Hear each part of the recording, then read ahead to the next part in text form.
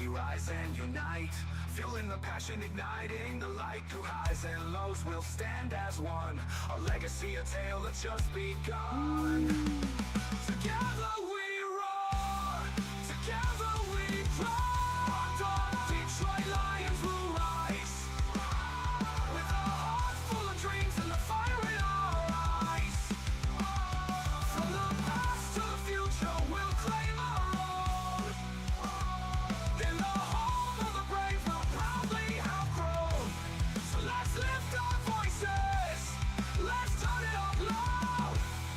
For the love of the Lions, we'll always be proud.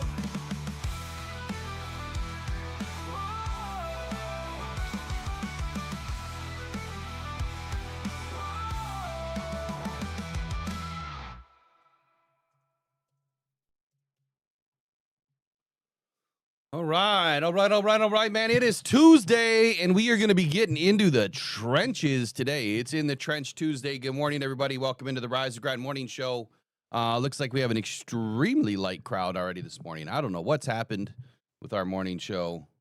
Guest services must be off today. So anyway, I think our camera's working today. I had a message yesterday. It was kind of funny. I had a message, actually a comment in one of the videos, and the dude was like, dude, you're so distracted yesterday working on all your equipment. Why don't you check all of your equipment before you start? Well, we did. And if you listen to the beginning of the show, I said, my camera is going to fail. And when it does, I will have to switch. Thankfully, Sony got us all worked out yesterday. We had to do an update and get the latest version on this ZVE 10.2 or 10 Mark II camera. And I think it's doing pretty well so far. So anyway, good morning. That's the latest upgrade. We got another upgrade coming for next Monday, but we'll let that be a surprise. Lots to talk about today, and we're going to talk probably first about the Monday Night Football game like we do on Tuesdays. Brutal hits in this game, brutal kicks in this game. How does it affect the Lions? Probably wondering that, aren't you? We're going to talk about that. And man, I know Eric's got, of course, his NFC North report. I've got a few things to talk about Detroit Lions news and rumors today, as we always do on Tuesdays. But we're going to kick it off here. We'll be back here in less than 17 seconds. Good morning. Like, hype, subscribe, whatever you do, do it now. And let's get rolling here on this Tuesday. And good morning, Christian. I love you, kiddo. Wish I could be down in Florida right now, man. It is frigid. It's like 20 degrees up here right now. You got it easy, my man. You got it easy. Have a good day. Pressured by Hutchinson. He goes down again.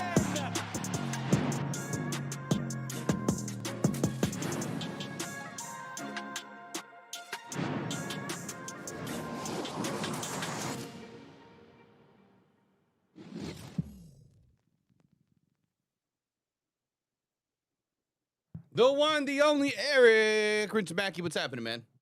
What's happening, guys? It's Tuesday. That's what's happening. Yeah. It's Tuesday. We're going to be getting into the trenches today. We're going to be talking about the Lions in the trenches. What? Not necessarily defensive line. We'll talk about defensive line a little bit again today. Offensive line obviously is key. We'll get into the rankings, offense, defense, kind of where the Lions sit. And I got to give two claps, a little golf clap out to Mike Payton this morning. He put out an article yesterday. Eric, I don't know if you had a chance to read it, but it was talking about some stats that maybe you can't really believe in, and how Lions fans have kind of fallen off their chair a little bit, going after the Lions defensive line and targeting sacks. And of course, there's some content creators out there talking their usual shit about the Lions and how they kind of built their platform on the SOL fans, and that was another good post. I think Brad Villain, put that out. That was crazy good. That post was pretty good. Listen, it seems like they're just waiting for the shoe to drop so they can go full on SOL mode again. And there's so many fans that are the same way. They just relish in misery. I don't understand it. I'll never understand it. I know there's one thing that is so definitive about human nature today, and that is we apparently thrive off negativity. It is a proven fact. If you're a psychologist and you're listening this morning, put the thumbs up in, and please explain to us why it is that humans thrive off of negativity. Because I'll never get it. I'll never understand it, man. For me, yeah, I've been through a ton, man. Cancer, surgeries, lumbar, cervical, broken back. I need knees. I need hips. Everything hurts. Look, life's not easy, but am I sitting here thriving off of misery? Am I thriving off of pain and negativity? No, it's glass half full for me each and every day. Get up, get after it, do something, help somebody, right? Help others first. Be a part of the solution, not the problem. And let's try to spread a little bit of little bit of love and light out there. That's maybe it just took me to become 40 years old to finally realize that there's more to life than just living a lie and living in negativity. I don't know. I just like Roger Orlowski this morning. First thing I open the chat and it says, "Good morning, all. It's a beautiful morning in South Florida and a great time to be a Lions fan." And then a little later he does a super chat and it says, "Lions fan for life. It's great to be able to have a team that can win and does compete every week. Lions rule, go one pride, go Lions." I love it. See, there's this faction that got so spoiled with 15 and 2, because last year we were 11-1 right now, 11-1, and now they think that is the standard that we are put up to, is that we have to hit that every single year, and it's just not feasible. It doesn't work that way. It hasn't worked for any team. No, go look at the Chiefs. They're not 15-2 this year. They were last year. They're a game behind us. You mean the refs were 15-2? Yeah. I'll take that back. The refs are probably 7-0. Yeah. And I'll give the Chiefs 8 games. Speaking of the Chiefs, since you brought them up, let me dive into that for just a brief second. So the Chiefs record historically. Let me look that up real quick. I didn't look this up before this, so I'll be interested to see what comes out of my mouth next.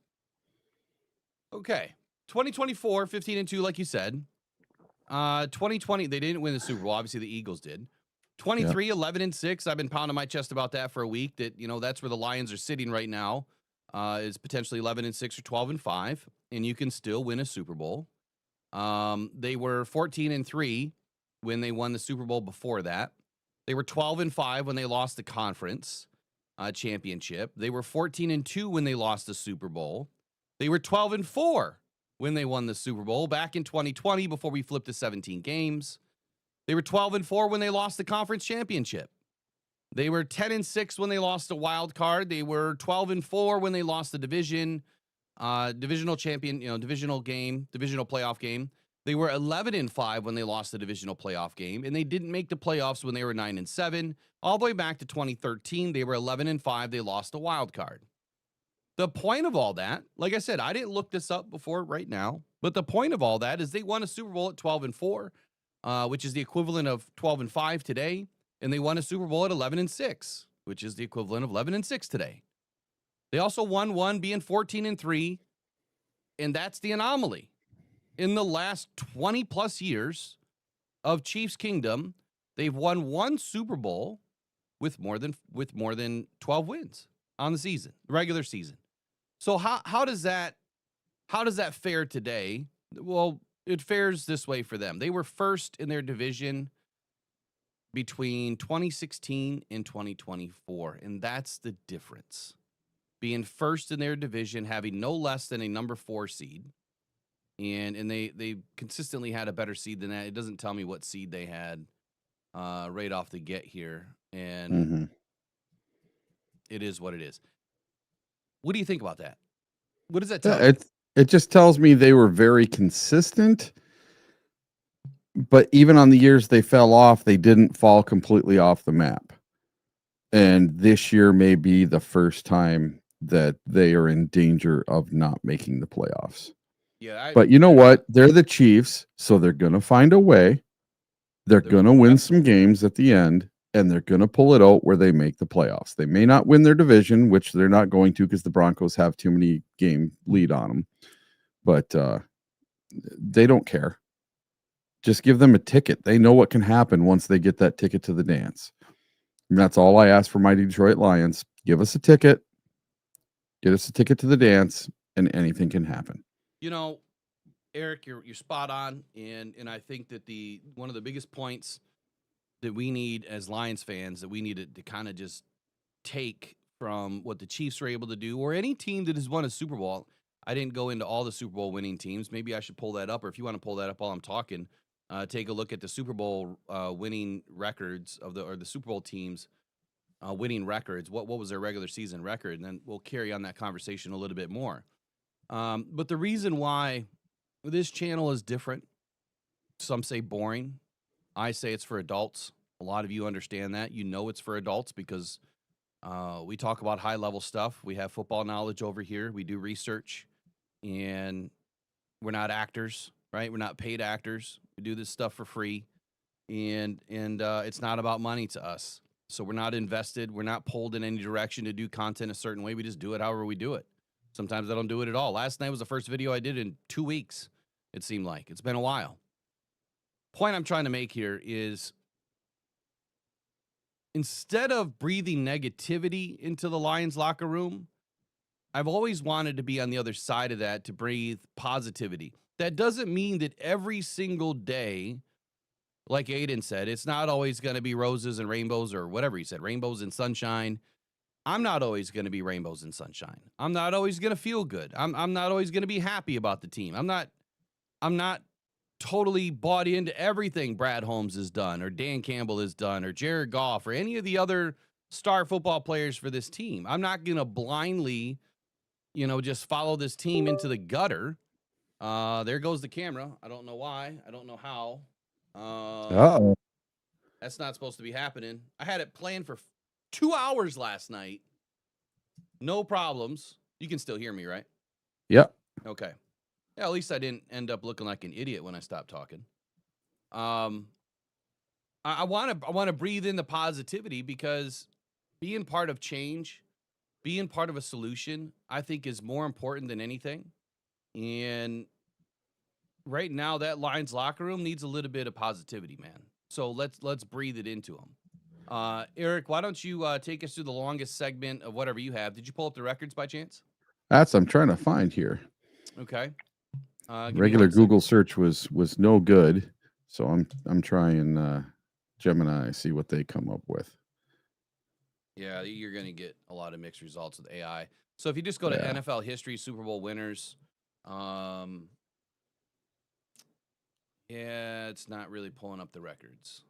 Yeah, I found it on StatMuse, but then you have to hit 2 times data, and I'm not paying for StatMuse. Okay.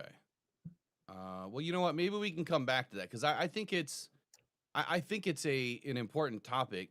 I think it's an important observation of what were their winning records in the regular season. I got to get this camera figured out real quick. So do us a favor. I'm going to zoom in on you. Why don't you take us through your longest segment of the day, and then I'll be back. Well, I'll do the NFC North report while you're gone. Yeah, then I don't know how long that'll take, but yeah, give it a rip. It'll be long enough. Oh, that's me. Hold on. All right. So the NFC North report for Tuesday, December 2nd. As many of you might remember, we had a guest on the show, and he was from a Vikings podcast, and his name was Thor Nystrom. And, well, Thor Nystrom made the news yesterday. He believes it is only a matter of time before heads start to roll in Minnesota. And I'm going to read a little article about Thor. If I can get this stuff off of my screen.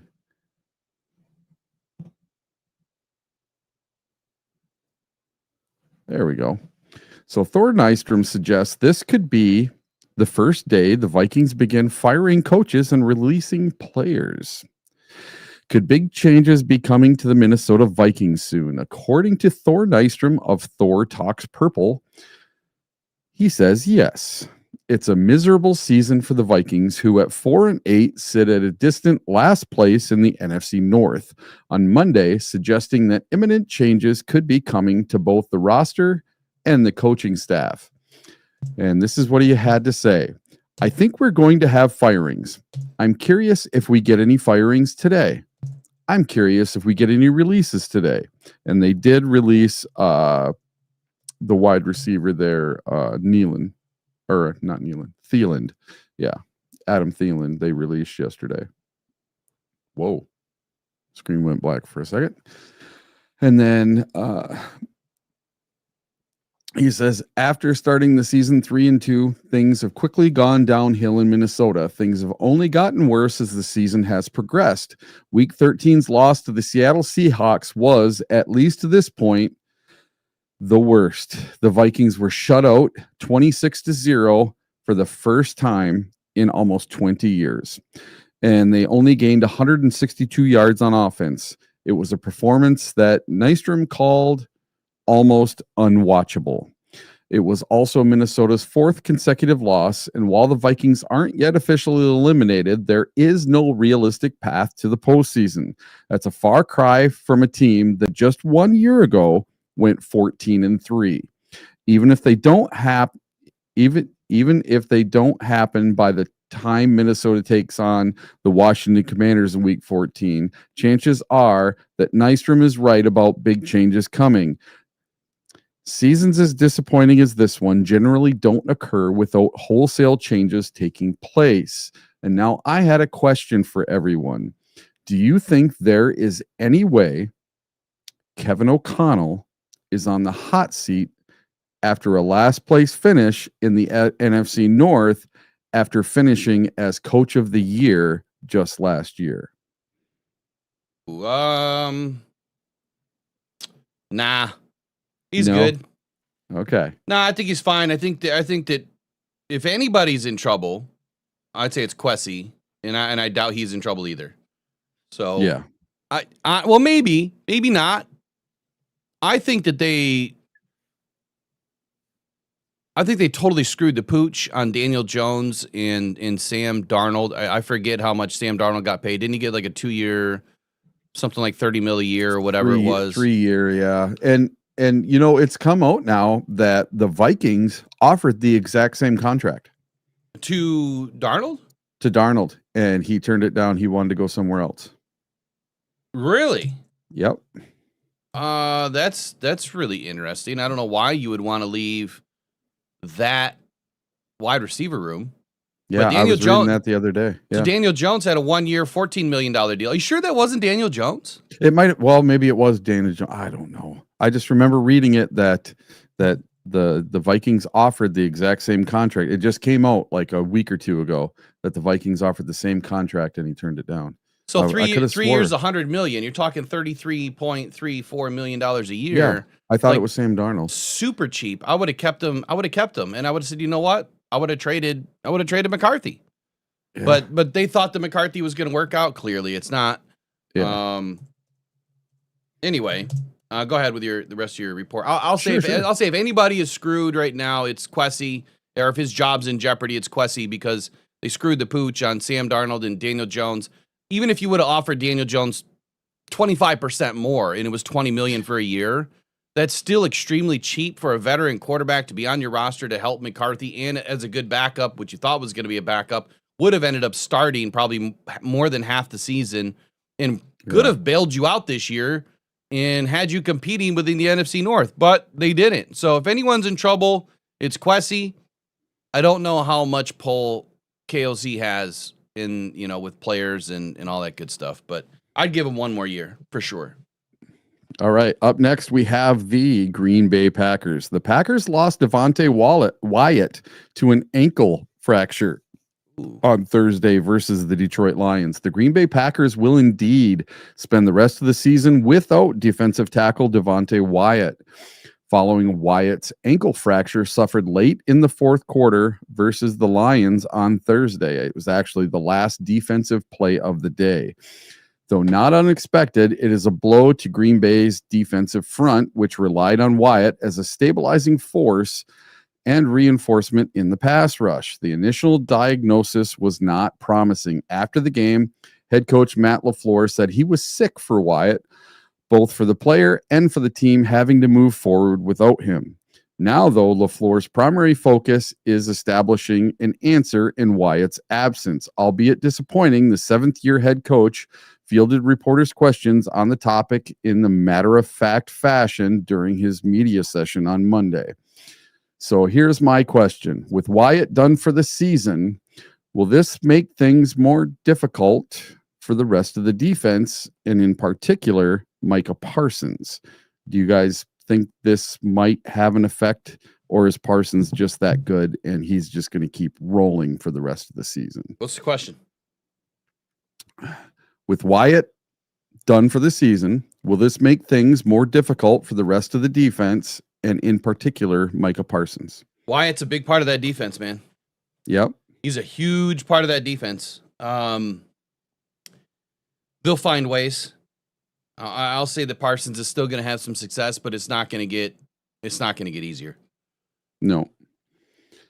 All right. And then the last one, the Chicago Bears.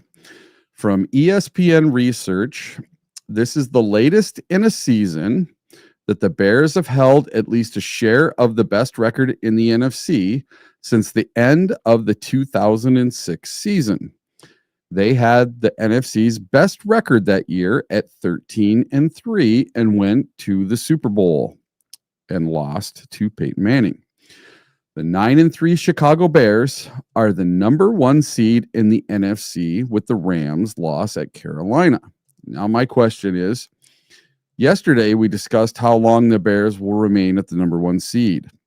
After hearing this stat from ESPN, what is the biggest reason that the Bears will not stay at number 1 moving forward this season? What do you guys think is the biggest reason they'll fall off if the Bears have their eventual fall off this year? I'm going to say it's actually going up against winning teams. Yeah. Actually playing in the schedule, this last 5 games of the season against teams that are pretty good. I mean, they've played so far against bottom dwellers. They've had the easiest schedule by far of any team in the NFC North, and now they're going to go up against some pretty good teams. My question would be this, Eric, where would you put the Eagles right now as far as a team that is good, great, borderline, bad? I think they're a team that's falling off. They have no offense. They can't push the ball downfield. Their running game is absolutely atrocious. Their defense is doing just fine, but somehow the Bears unlocked that defense and they were able to run all over them. Listen, their 2 running backs are not that great, and they ran for over 100 apiece on them. Somehow they figured out a blocking scheme that works against them. They're the first team to do it.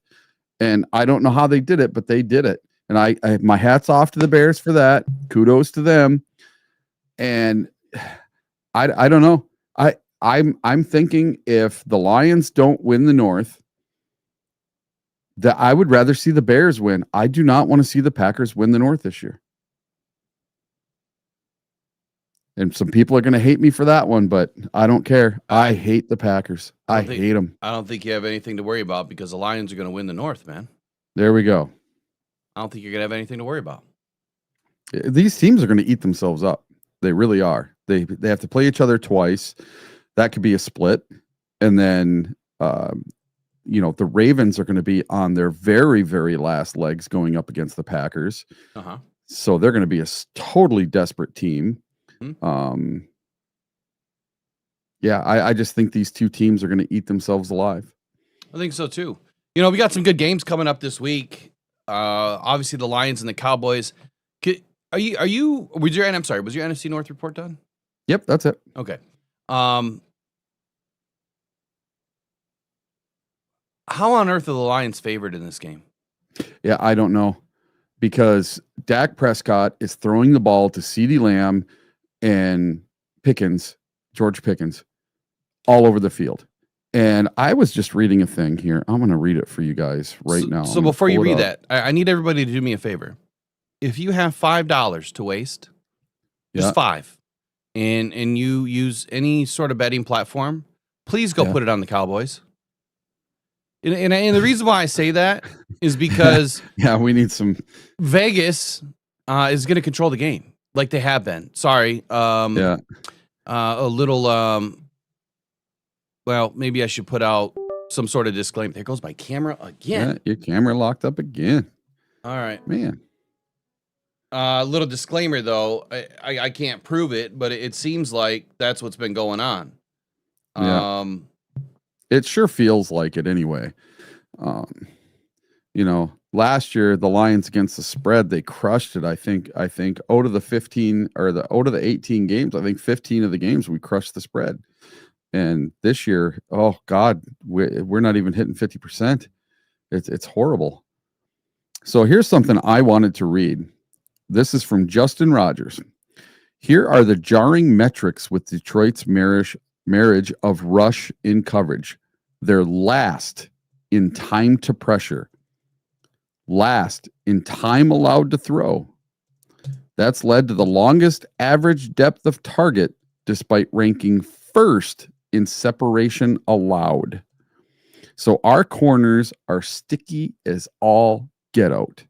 We are not giving them total separation, but because they have all the time in the world back there in the pocket to survey and not be under pressure, they can throw the long bombs and they can just slice and dice us. So this has me extremely worried. This is the one thing that has me extremely worried because Dak Prescott has been carving everyone up this season. Hopefully Will's camera isn't doing too bad. Eric, I'm trying to fix my camera. If you can hear me, just roll into something else. So I'm going to look up, let's see who the passing yard leaders are. Let's see. So right now, Dak Prescott is leading the league with 3,261 yards on 437 attempts. And down in fourth place, just a couple hundred yards behind, is Jared Goff. Jared Goff has 3,025 yards. And it's funny because Dak Prescott's yards per attempt is only 7.5 yards, where Jared Goff has 8 yards per attempt. And Dak Prescott has had 437 attempts on the season, while Jared Goff has only had 378 attempts. So if Jared Goff had the same amount of attempts as Dak Prescott, Jared Goff would be way, way, way ahead in yardage. So that's something to note. And then Jared Goff also has more touchdowns. I think Jared Goff has 23. Let's see. Passing yards. And we're going to go to touchdowns.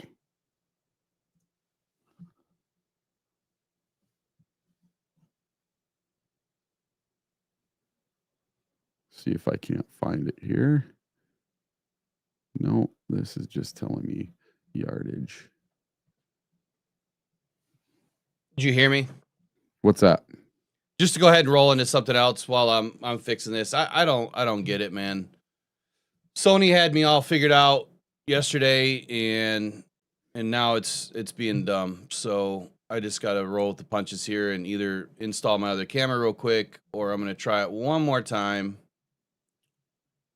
You know, when I reset it, it seems to work just fine. I apologize for the issues, guys. Like this, we're going to have a little bit of bumps in the road with new equipment, but this shouldn't be happening after spending 2 hours with Sony and updating and all this. You know, nothing changed except it was turned off. So that's the only thing. That's the only thing was changed. It turned off. Yeah. So with Jared Goff and Dak Prescott, they both have 25 touchdowns now on the season after Thanksgiving. And they're both in second place right behind Matt Stafford with 7 more at 32. And boy, Matt Stafford had himself a game, 3 touchdowns, and then he gave up 2 interceptions with 1 pick six in that last game. He had 27 touchdowns in a row without an interception. And it seems like the announcers had to say something about it, and boom, it happened. And it cost them the game. And that put the Bears at the number 1 seed. What a bummer that was. All right, let's get into something else. Be right back here in 17 seconds. Pressured by Hutchinson. He goes down again.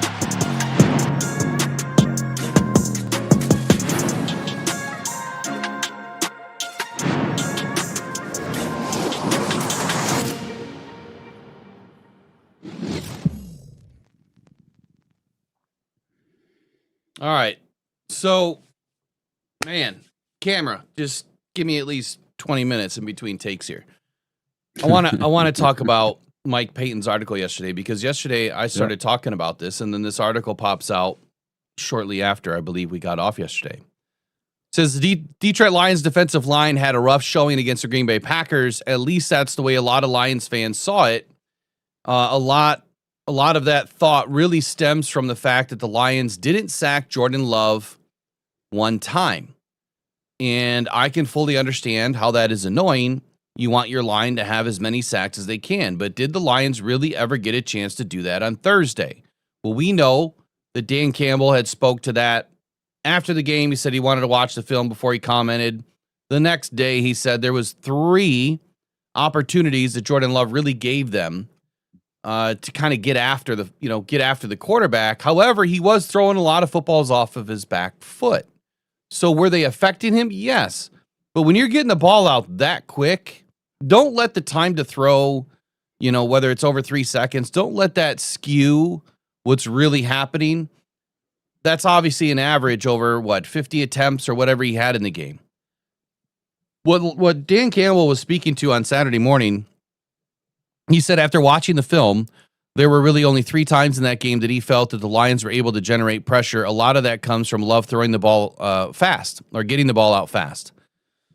If you get on the old NFL Next Gen stats, you'll see that Love had a time to throw of 3.09 seconds. That's all day, right? Well, maybe.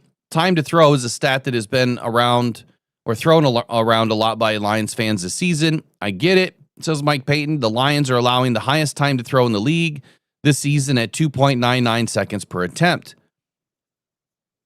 You have to realize that when you have good cornerback play, and I'm not saying giving up a bunch of explosives is good cornerback play, because it's not. But when you're able to hold for 3 seconds, and then they're able to get the ball out, on an average, you can still get explosives after having good cornerback play. What I saw in the game was a lot of miscommunication, a lot of breakdown. After rewatching the film a couple of times and kind of going back and forth on a few plays, there was communication breakdown. And that's when the ball was coming out. But primarily throughout this game, Love got that ball out quick. Aiden, AQM, Lee McNeil, DJ Reader, Tyleek Williams, I don't care who. It is extremely difficult to get after the quarterback in under 3 seconds. It's even harder under 2.5, and it's next to impossible under 2.5, really. It doesn't happen very often. The average time to sack in the league is closer to 2.85 seconds and even over 3 seconds for some teams. So what he goes on to say here is time to throw can be very misleading stat and can support false narratives. When you see that and you think that there's no way the Lions are generating any pressure, how could that be when they're generating the 5th highest pressure percentage in the league this season at 38.7%? That's better than the Steelers. What was a spelling error there, Mike, in case you're listening? It says Steelers. And they are allowing the league's lowest time to throw this season at 2.65 seconds. They have 2 more sacks than the Lions. It's a skewed stat. How is it a skewed stat? Well, let's dig a little deeper, says Mike Payton. When Love was kept clean on Thursday, he had no pressure. His time to throw, 2.31 seconds. Y'all remember? I'm sure you do, because I've only spoken about this 100 times. What is the number 1 pressure stat that I care about? Do you remember, Eric? What is the number one pressure stat? It's a time. What Quick is pressures? huh? Quick pressures. Quick pressures. A quick pressure is under 2.5 seconds. Quick pressure is under 2.5 seconds. Now, I will dare you to go back 20 years from today and go in and watch, maybe even a little deeper, Reggie White, TJ Watt, JJ Watt, not Lawrence TJ Watt, Taylor. JJ Watt, right? Lawrence Taylor, yeah, that's another good one. But go back and watch some of the best to ever do it. Yeah. And watch how fast they're getting to the quarterback. There goes the camera. Good night. That's a good look on you there. Yeah, look stoned. Love it. I'll switch cameras here in just a second. So, if you go in and you watch the film, you're going to see a big difference. Now, back then, they didn't have 18 different ways to pressure a quarterback. They had like 5. In today's league, I'm sorry, but sites like PFF were built to sell you fantasy football. Sites like your fantasy football sites were built to sell you fantasy football. There are a lot of fictitious, made-up stats. It's truly what they are. I'm sorry, for the other 80 years of the league, you didn't have all these stats because those stats didn't exist. Now, I get it. As you grow, so does the league. As things tend to be in this world, technology takes over everything. It also ruins everything.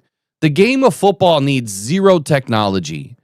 Its best years ever is when there was no technology. It's you line up, you blow a whistle, and you get after it. It's man on man. That is where you will see true football.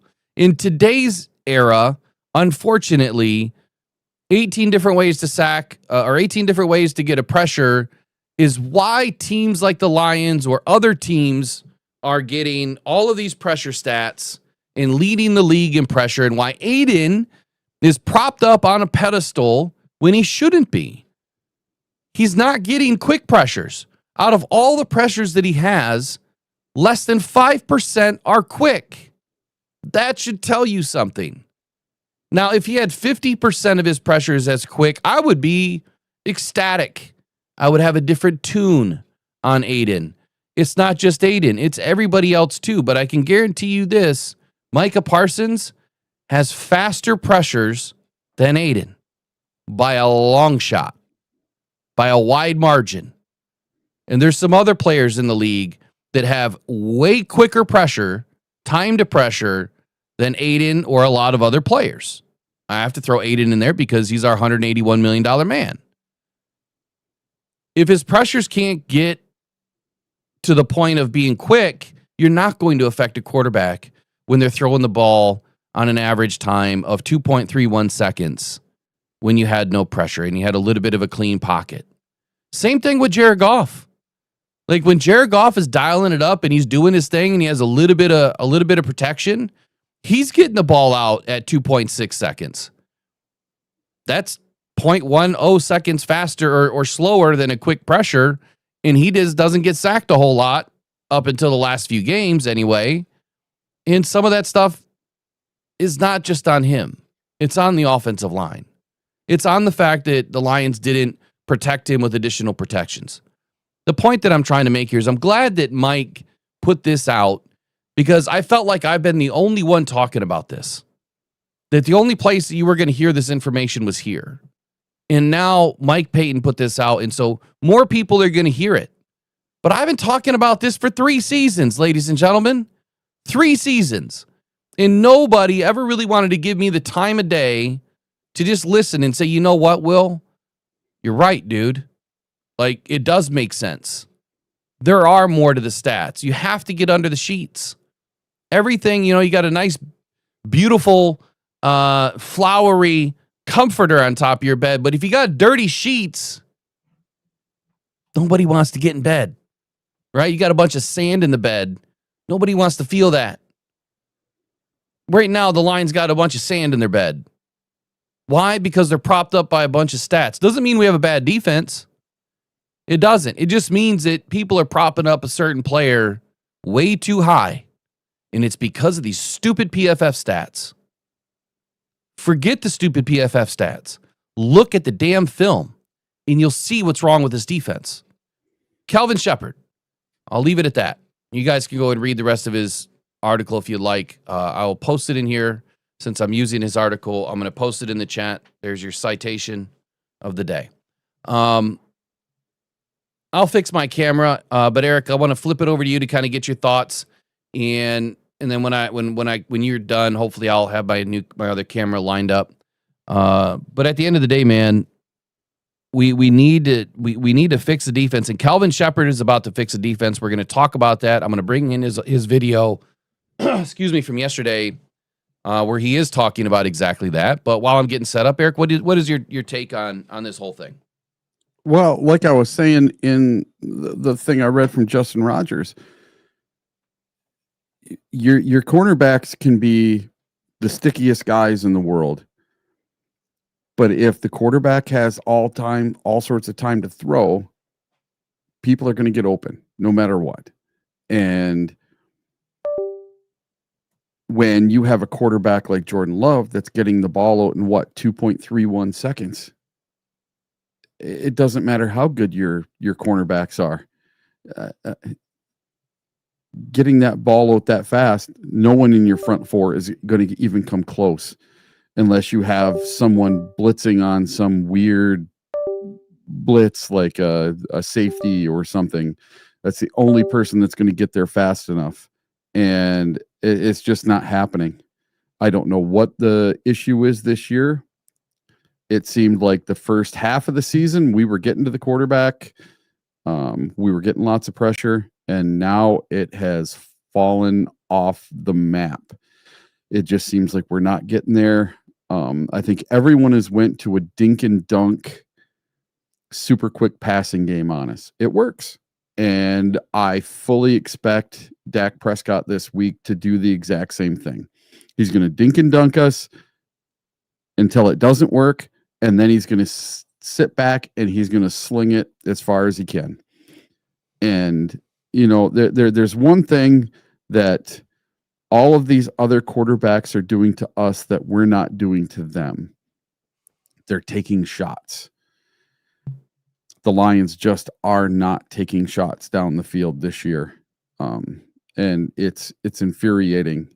Whether you get it or not, whether you throw up a pick or not, I don't care. You have to, a couple times a game, try to throw the ball downfield. And I can guarantee you this, Dak Prescott is going to throw the ball down the field, and he's going to try to dink and dunk us to death. So I missed, obviously, your take. Like, what was your thought on Aiden, or I'm sorry, the quick pressures and all? Did you speak to that yet? There's no way to get there. If the ball's coming out in 2.31 seconds with Jordan Love, there's no way to get there unless you're sending some blitzing safety or something, you know, and he's coming free with no blocker. That's the only way you're going to get someone there in time.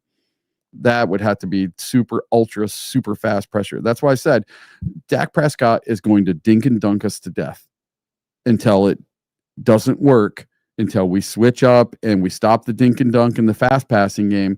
Then he's just going to sit back and throw it deep.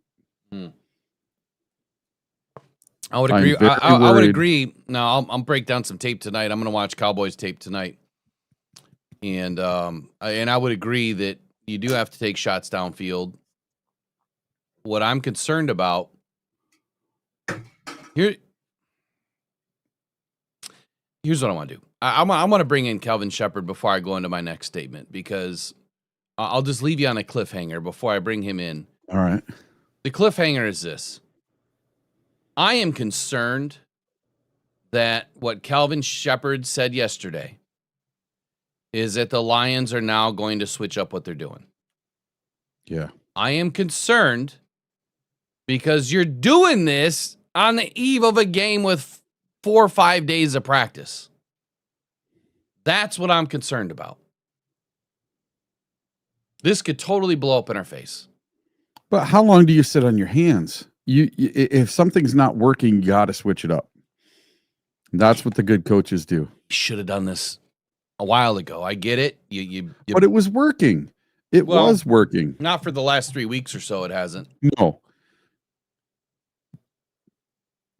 And I'm sorry, it's not even about sacks either. Like, I don't care. No. I don't care about sack numbers. You know that. I care about wins. Yes, and I think that sacks have their place, just like every other stat has their place. What I'm more concerned about is true pressure, where you are affecting the pocket, you're making the quarterback move off his spot, and when you do that, it speeds up the route, it helps the corners, right? Because now maybe, he's got to get quicker to a progression that may not have developed yet into its route. Or that corner or that safety is draped all over that player, and then it turns into an interception. That's why I like pressure better than sacks, but more so it's the TFLs. The TFLs to me are more important than anything. I think that sacks on fourth down are the most important stat.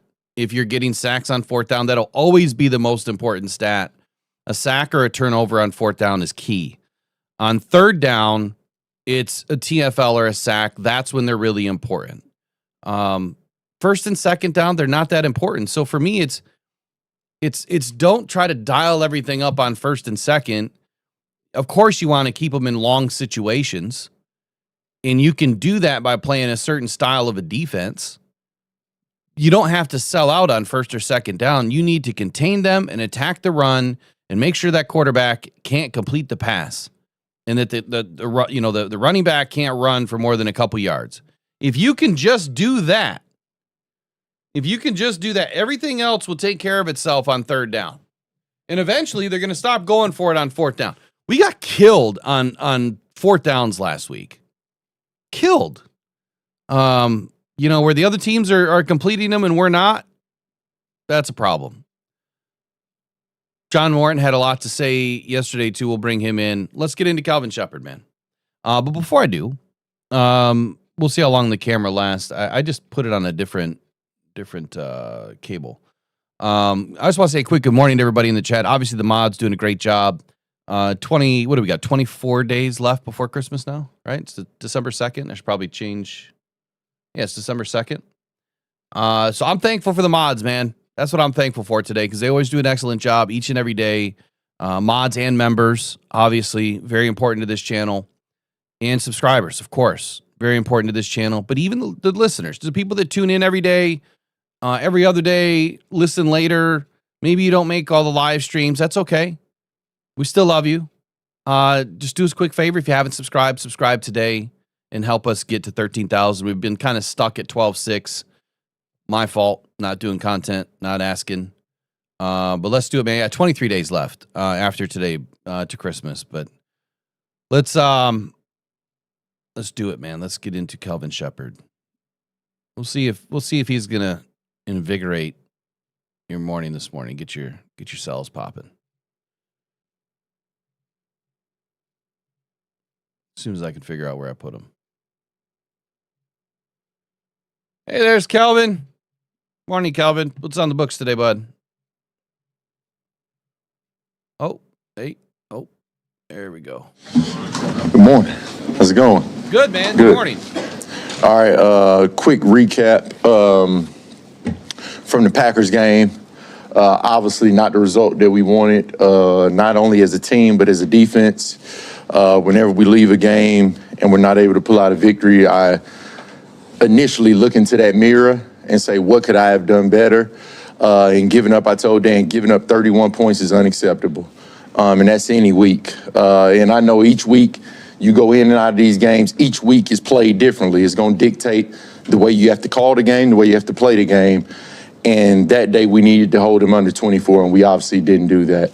A number of reasons, but probably the most disappointing things that transpired in the game, you go back to some of the critical things that came up. Some of those fourth downs, they were 50% on third down, but you look at fourth down, they were 3 for 3.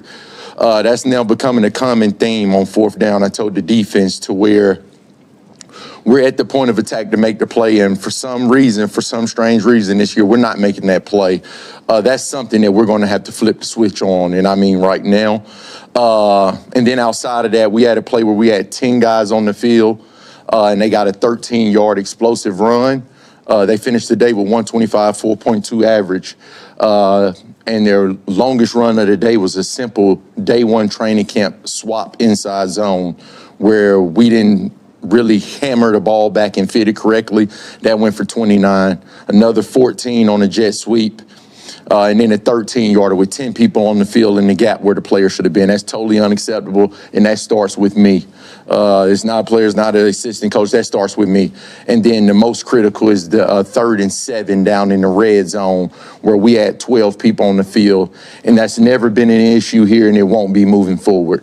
Totally unacceptable. In my opinion, that's a 4-point swing. And the way Dan's able to call that game without that touchdown being there is completely different. So I put a lot of that loss on me as the defensive coordinator and on us as a defensive unit. Those things have been addressed. The players taking full accountability. It's the reason I enjoy coaching this room so much. And we're moving on to Dallas.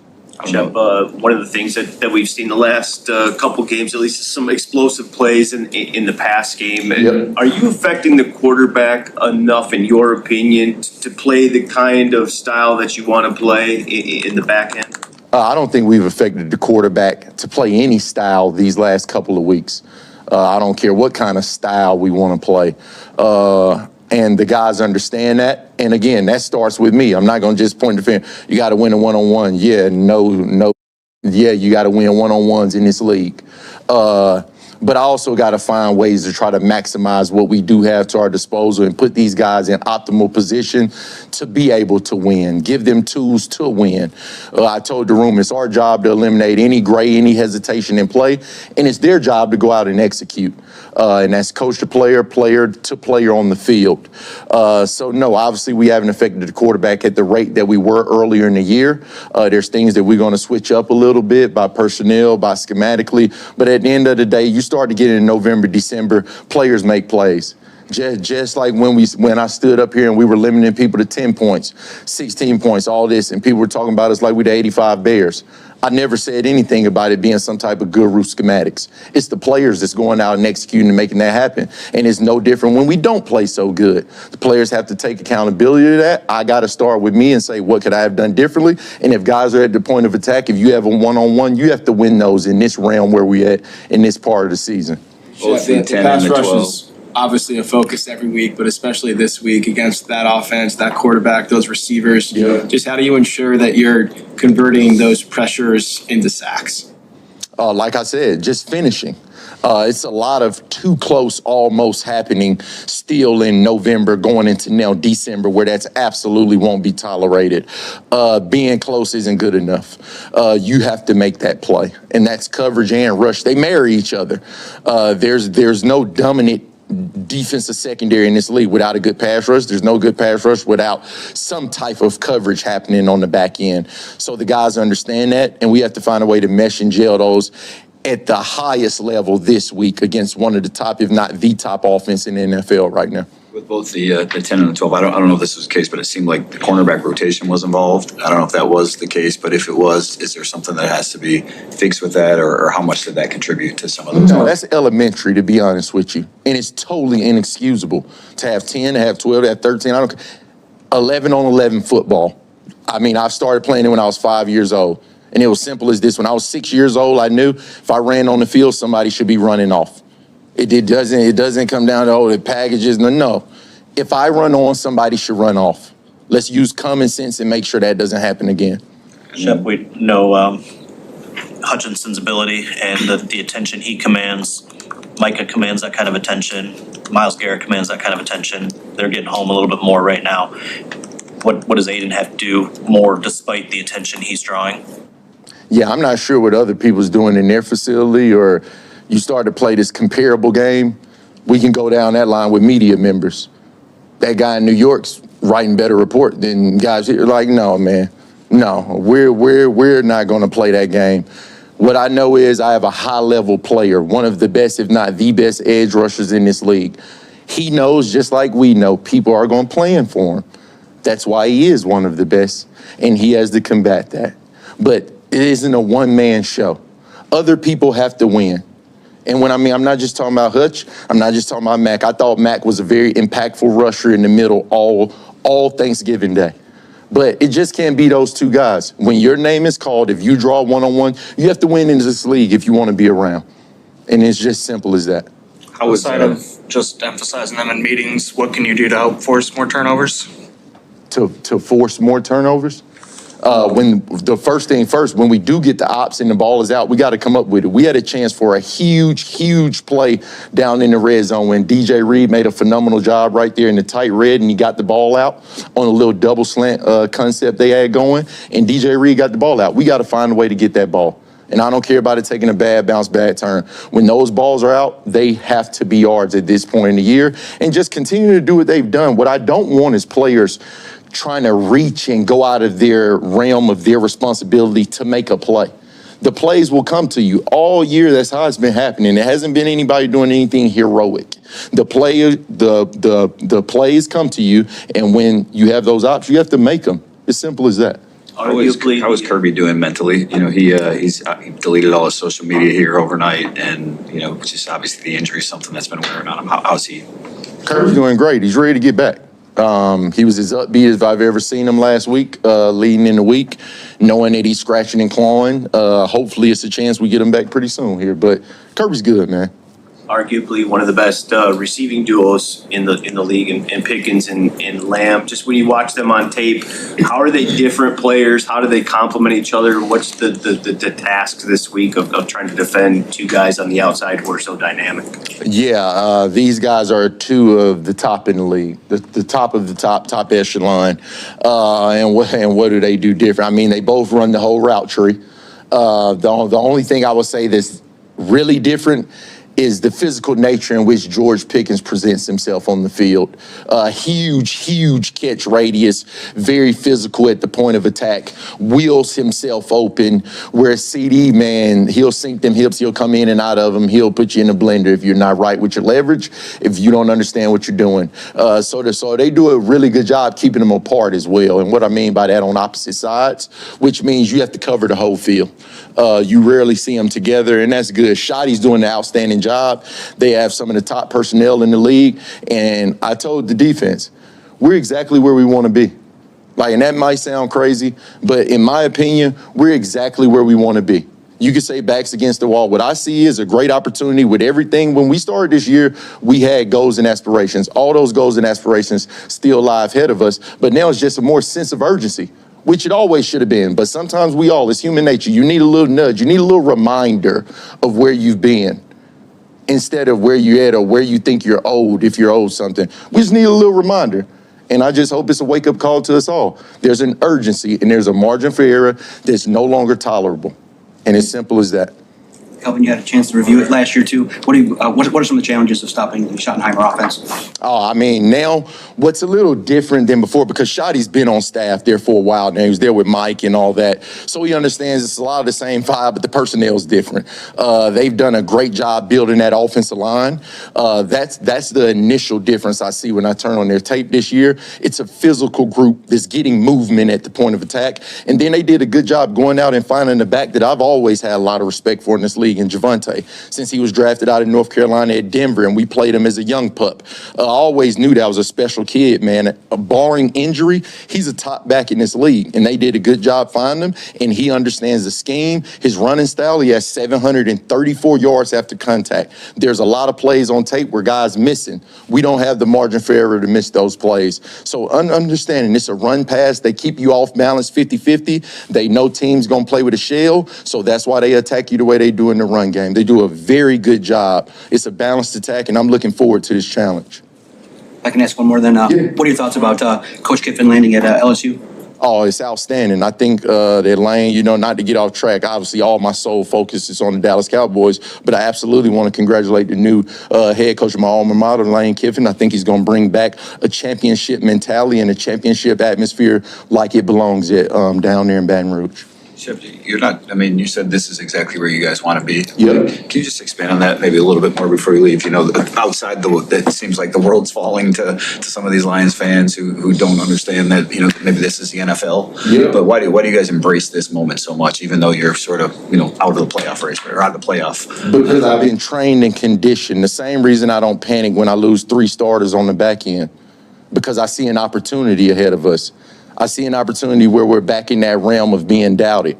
I see an opportunity to where everybody's not looking at us as the class of the NFL. So that's why I say it's right where we want to be, because it's right where I like to live.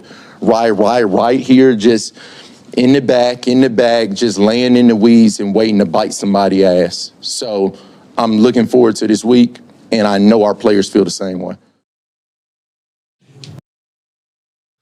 Wow. Wow. I guess I was right, man. He was going to invigorate your Tuesday morning. He's got your cells popping this morning, just like you're popping pads out on the field. I don't even know where to begin, but I got a lot of notes. I did not get a chance to watch this yesterday, and I'm glad that I didn't. If you saw my reaction down there in the corner while I was listening to this, it was because of one statement that he made. He made a few statements that obviously I believe in.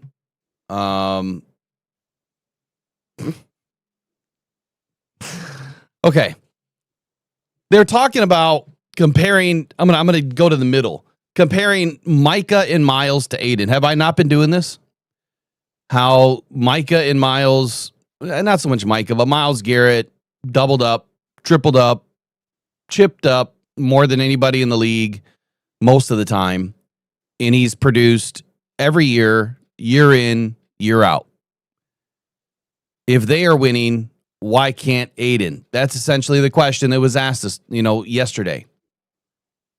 And Shep claps back and says, hey, if we're going to do the compare game, there's media members out in New York writing better articles. Woo, that was fire. That was an insane take by Kelvin Shepard. Were you able to hear the audio, Eric? Yeah. Perfect. So let's kind of go back to some things that he highlighted, things that cannot happen. Cannot happen. 12 people on the field. Cannot happen. Should never happen. That's an automatic penalty. And I believe it gave the Packers 3.5, 4 yards or whatever it was. I think they were down by the goal line. So it's half the distance to the goal. Wasn't huge, but it was still huge.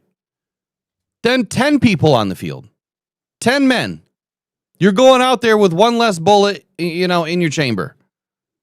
Or in your clip. You got 10 guys on the field. Of course they're going to get an explosive play off of that. You might as well go out there with one arm, wrapped behind your back and play with one arm all day if you're going to do that. Those kinds of miscommunications he's exactly right. It's on him as a defensive coordinator. But my question would be, where was the assistant? Where's your defensive assistants that are counting the players? How do you not fix that immediately? Immediately. Someone should be screaming on the line, get in the game, and I don't even care who goes in. Throw somebody in. Whether they fit the scheme or not. You're not going to waste a timeout. Dan's not going to do that. It probably depends on the situation, where the game is, if he is going to waste a timeout, because I don't think Kelvin Shepard is going to be able to call a timeout. I don't think he has that power. But the defense failed twice at a minimum by having 12 and then 10. He also talked about converting pressures into sacks and that they have to make the play. And here's something, Eric, that I want to get your take on too, but have I not been talking about this now for 3 seasons? 2 seasons with you, where I've said the reason why I expected the Lions to go out and get 2 corners last year and 2, in the draft and free agency was because the only way that defensive line was going to get better is if you had a better secondary.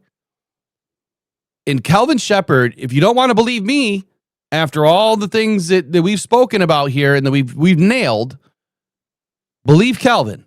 Because he just said the secondary and pass rush marry each other.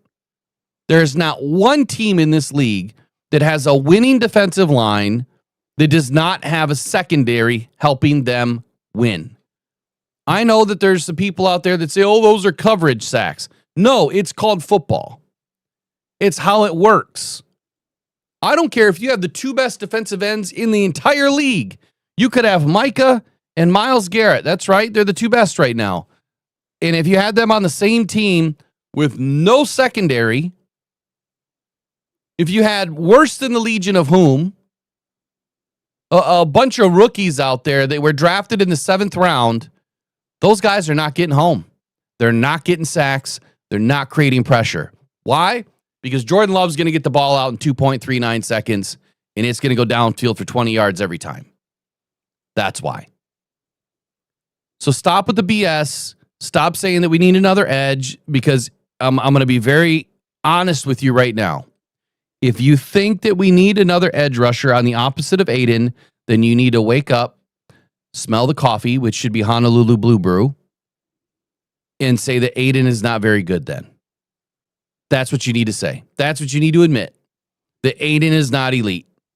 If we need another edge, it's not the other edge that's the problem. It's Aiden. And the reason why I'm saying that, walk with me here, is because how many other teams have 2 elite defensive ends on their roster? 3? 2? It's under 3. So how are those other guys able to win? If they don't have another elite defensive end on the team, how are they able to win? Explain that. Explain how 90% of the league can find a way to win with one elite guy. And you know what? Some teams don't even have an elite guy because there's only like 3 or 4 of them in the league. Okay, the second tier defensive ends. How are they able to win? It's not because they have another guy on the other side. No, it's because they have 4 guys behind them. And they have 3 guys immediately behind them, or 4, depending on the defense, called linebackers. And at least 1 or 2 of them have to be pretty good. That's how. Total team defense. Right, wrong, indifferent, agree, disagree, Eric? I do agree. But something that's getting me, and it's gotten me all week, I've been madder than a hornet since this Thanksgiving Day game. Because week 1, we got embarrassed. And all year long, I was saying, just wait till Thanksgiving. Just wait till Thanksgiving. You don't know what's coming. And it didn't come. And now Lions fans are eating themselves alive. You have this faction of Lions fans that think it's all doom and gloom. It's just the end of the world. Brad Holmes sucks. Brad Holmes needs to be fired. It's Brad Holmes' fault because he didn't get us the players we needed at the deadline. It's Brad Holmes' fault because he sucks in the draft now after he's the most amazing drafter in the world. And just watching Lions fans eat themselves alive and go after each other, I'm sick of it. And it's been pissing me off online. It's been pissing me off watching this chat today. And I just got to address that. It's just stupid. If you were around for 0-16, you know what pain is. If you were around for 32 years of never winning a playoff game, you know what pain is. This is not pain. This is effing easy. I'm sorry. 7-5 and a chance to make the playoffs. This is freaking gravy. This is easy compared to what it used to be. You guys are all a bunch of spoiled brats that are complaining in the chat. You got 15-2 and 12-5. You won the division 2 years in a row, and you think it's going to be that way every single year. That's not the way it is every year. Go ask a Chiefs fan this year. Go ask the Chiefs how they love their team right now. The real fans, the ones that have been around forever, they stand behind their coach and their team. They don't think Mahomes needs to be replaced. They don't think that Andy Reid needs to be replaced. But all these fans that got spoiled, they think that Andy Reid needs to be replaced. They think that their GM needs to be replaced. They think that their quarterback needs to be replaced. They think that Jones, their defensive tackle, that isn't having the best season in the world, that he needs to be replaced, that he's washed up, that he's no good. Well, you know what? You got to give people some patience. Every once in a while, you don't have the best of the best seasons. I get the expectations were super, super high this year, but you know what? We're not out of it yet. We still have this game Thursday, right? If we win out, we win our last 5 games, which sounds like a stretch right now. Anything can happen. At 12-5, man, you're sitting very pretty for the playoffs, no matter whether it's a home game or an away game. I don't care. I just want a ticket to the dance. And all these people that are just wanting to be naysayers and just saying Brad doesn't know what he's doing and Dan doesn't know what he's doing and our coaches don't know what they're doing, our players don't know what they're doing.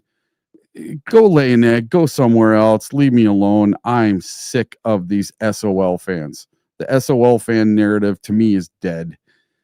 If you guys didn't live through 0-16 and didn't get a little bit of callousness, then I don't know why you're a Lions fan to begin with. I'm not here just for the sunshine and rainbows. I'm here for the tough times too. And sometimes it sucks being a Lions fan, but you know what? Sometimes it's super awesome, makes the good times even better. And you know what? We're still 7-5. We still have almost a 50% chance to make the friggin' playoffs. We just have to win this game in front of us on Thursday. Have to figure out a way, have to find a way. And that's what we're talking about. We need to find a way to win this game on Thursday, right? So we need to fix what's wrong on the defense. We need to fix what's wrong on the offense. Need to fix what's wrong with special teams. And let's get it done. So let's talk, instead of talking about what's wrong and what Brad's done wrong and Dan's done wrong and Hutch has done wrong, let's talk about what we need to do to make things right. Okay. And that's what we're trying to do here. Exactly. Let me convert a little bit more of Kelvin Shepard's press conference, and then I'll address a few things in the chat too. I still can't get over the fact how he called out the media members like that, saying that there's better people in New York. That's hilarious to me. McNeil was impressive all day, according to Shep, and I think that is, I think it's spot on. After I watched the film, look, McNeil does a lot, and what do we hear from fans? Why is he out on the end? He's not doing anything to affect. Now, I talked about this yesterday, so I'll be brief with it. The one play that was highlighted by you-know-who, it was simply for him to play contain out on the end. It was to confuse the offense, that they were trying to find a way. That's not where he's going to be all the time.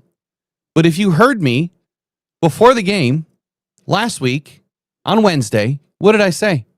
I wanted to see those guys out on the end. And he did it. Not because he listened to me, not because he doesn't even know the show exists probably. The point is when you look at matchups and you look at what can win and you look at how you can mix things up, one of the things that I kept looking at was get Ali McNeil on the outside.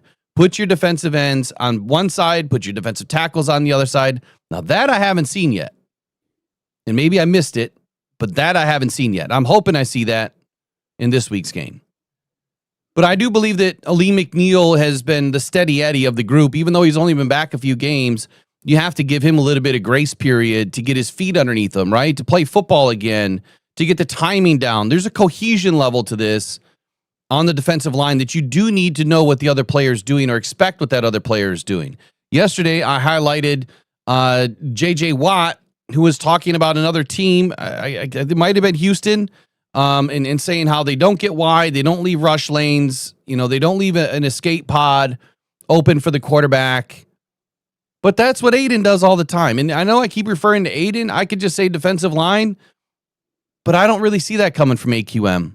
I don't see that coming from Davenport. I don't see that coming from anyone else other than Aiden. He gets way wide and way deep. And Aiden even said it in his press conference that if we have to get out of the scheme, that's okay, we'll do that. Meaning if he needs to get out of, no, you don't get out of the scheme. That's when we have breakdowns. That's when you have communication issues. You see, if you do something that is freelanced, that guy that you might be calling out passive aggressively doesn't know that that's what you were going to do. He was expecting you to take a different angle. He can't follow suit. It's impossible. So Ali McNeil played great, and I think that Kelvin Shepard said this because, and maybe he didn't, maybe he did because of what Aiden said in his press yesterday or the day before. saying he expected his partner to, be there to back him up. What is that? Aiden's now salty against his own people? Play to the scheme. Okay, one big thing that we've been missing. What can be done to create some turnovers? Right? I'm sorry. Kirby Joseph is not the only player that can create turnovers here. Mm-hmm. We were punching the ball out. We were getting after it. Jack was punching the ball out left and right. Amik, they got to get back to it. And I think that they're kind of playing from a reserved role right now, Eric. I see these guys playing not to lose. And I think that is a defining moment in someone's career or in a season when you're playing not to lose. That's a much different position to be in. When you play to win, you're playing high energy, downfield attacking, right? Or upfield attacking, whichever way you're going. And you're playing to win, meaning you're going all out. You're giving everything on every play. You're playing fast and loose versus playing not to lose. You might be second guessing things. You might be a little bit slow to react. You might second guess yourself enough to be like, which way am I going? And before you know it, the play is done. All it takes is a blink and the play is over. It's the NFL. And I think that's one thing that our fans have not grown to understand yet, maybe, or some of them, I should say. Look, these are professional athletes. I don't care if a team is 0-10 right now or 0-16. They could win that last game because they're NFL athletes. They're pros. They're the best of the best. That's 7th round pick. Corner is going to be the best corner that most receivers have ever played against in their life. But when players make a play, talking about DJ Reed hustling to get that ball out, someone's got to fall on it. You've got to be there to pick it up. The question about how Curb is doing mentally, I saw that he was back on the field yesterday, and I had an exchange with Dr. Liao yesterday where, he put out some things on Twitter, and I know that there's some people kind of calling him out saying he's not a team doctor. He's not, but he is giving us his insight on what he thinks is going on, and I think he's been pretty spot on with a lot of the injuries. Mm-hmm. But when Dan Campbell said yesterday that there was some wear and that it's not going away, I was like, you got to be kidding me. I know I don't think I spoke about it yesterday, but that is like osteoarthritis, which is what I have, right? I got a lot of shit going on, but osteoarthritis I've had for a while. And so all of my joints are breaking down. All of my cartilage is ripping away. It's why I need new hips, partially. There's another reason too, but I won't get into that. When you have osteoarthritis, man, it just is so painful. And it doesn't go away. You can't rebuild the cartilage. You can't fix it. And so if he has any form of breakdown of the cartilage or any form of osteoarthritis, there's, different types of arthritis, but that's not going away. And it is extremely painful. Like I'll just be walking and next thing you know, it's like you fall to your knees almost, because it rubs just the wrong way.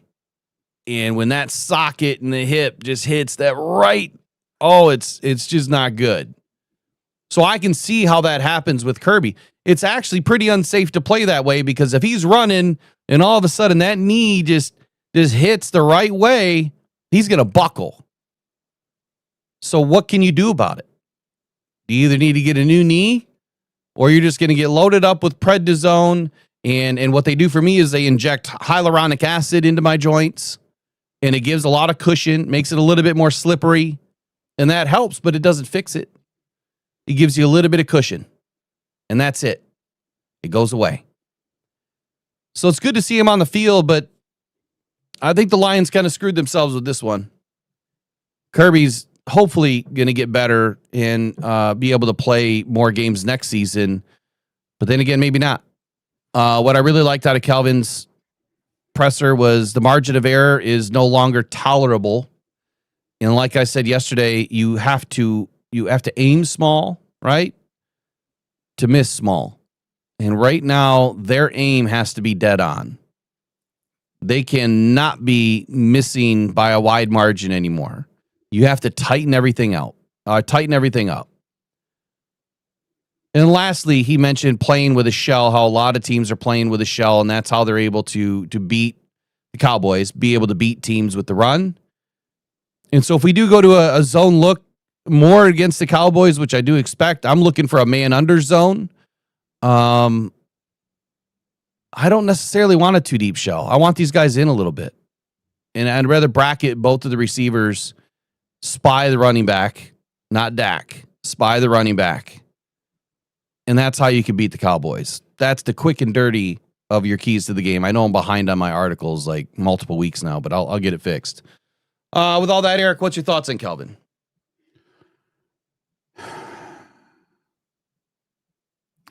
Just that I don't know. I'm a lot of stuff bugging me this week. And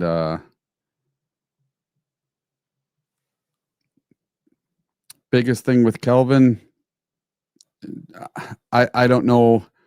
I don't think this is too big for him at all. I think he was doing a fantastic job for a good 5, 6, 7, 8 weeks. And then people started catching up to him. So he's got to learn to pivot, and he's having some trouble doing the pivot. And having all these injuries is not helping. You got Reed back 2 weeks ago, and he's looked pretty rusty. And then yesterday, when I heard that news of Kirby and saw what he wrote and saw his tweet that said, "God help me," my heart just sank. How much more bad news can we have this week? You know, Amon-Ra is probably going to be out. Sam Laporte is out for the year. You got Terrion Arnold, who is now out for the season no matter what. Well, he's not out for the season according to them. He's on injured reserve and can make it back for week 18. Like, come on. Shoulder surgery, you're done. Yeah, you're toast. Well, it's not shoulder surgery like you had. What they're doing, from what I understand, is just an arthroscopic cleanup. Scope. They're just sending in a scope to clean it up a little bit. And I don't know. I doubt that there's a labrum that there could be a labrum that they're fixing. If it's a labrum tear, he's done for 6 months. Right. He is done. Because I just did it. And listen, I'm over a year now. I'm a year and 2 months. You're also old. These guys heal fast. I don't care. I don't care if this would have happened in my 20s. Still, this is something that's going to affect me for the rest of my life. Oh yeah. And my surgery went great, went fantastic, and it's still never going to be the same. But I just all right. So just on defense, let's look at it this way. You're going to be missing Terrion Arnold this week. Okay. You may or may not have Kirby. And if he does play, he's not going to be 100%. So there's two in your backfield that you are not sure about. Okay. They're back end guys. And I just, this could be a very long day unless the Legion of Whom can come through once again. And, you know, to my eyes, just the Mr. Fan guy watching the game, not diving deep. The couple weeks where we had the absolute Legion of Whom, where it was Millette and Whiteside and Hallett and, you know, just Amik Robertson by himself without all the help. You know, when we played the Bucks, and those guys played amazing. They got turnovers. They got multiple interceptions in the Bucks game. They played out of their mind. And then some of our starters start coming back, because we were missing Branch in that one game because he was suspended for a game. Yeah, there's no Branch, So, Letarion, no Kirby. Yeah. Yeah, so we were without, and we didn't have DJ Reed either. So we were without 4 starters back there, and we made things happen. We need to get back to that. Whatever we were doing, we need to get back to that output on the back end of this defense. And if we can get that kind of output on the back end of the defense, that will help the front end. And so let me speak to that real quick. So I'm glad that you brought this up, because I want to say someone just mentioned it in the chat too. This Alpha Gridiron says Amik has been suspicious in the last 2 games. Here's the thing about Amik in the secondary, which Eric was just speaking to. You're missing a lot of players coming in and out. There's one thing as a DB in any level of football, and it's a word that I've already used a couple of times this morning. It's called cohesion. You have to be in lockstep with your brothers back there. If you have new guys coming in that don't know the scheme fully, you haven't played with them a whole lot, it takes an entire summer to learn your partner.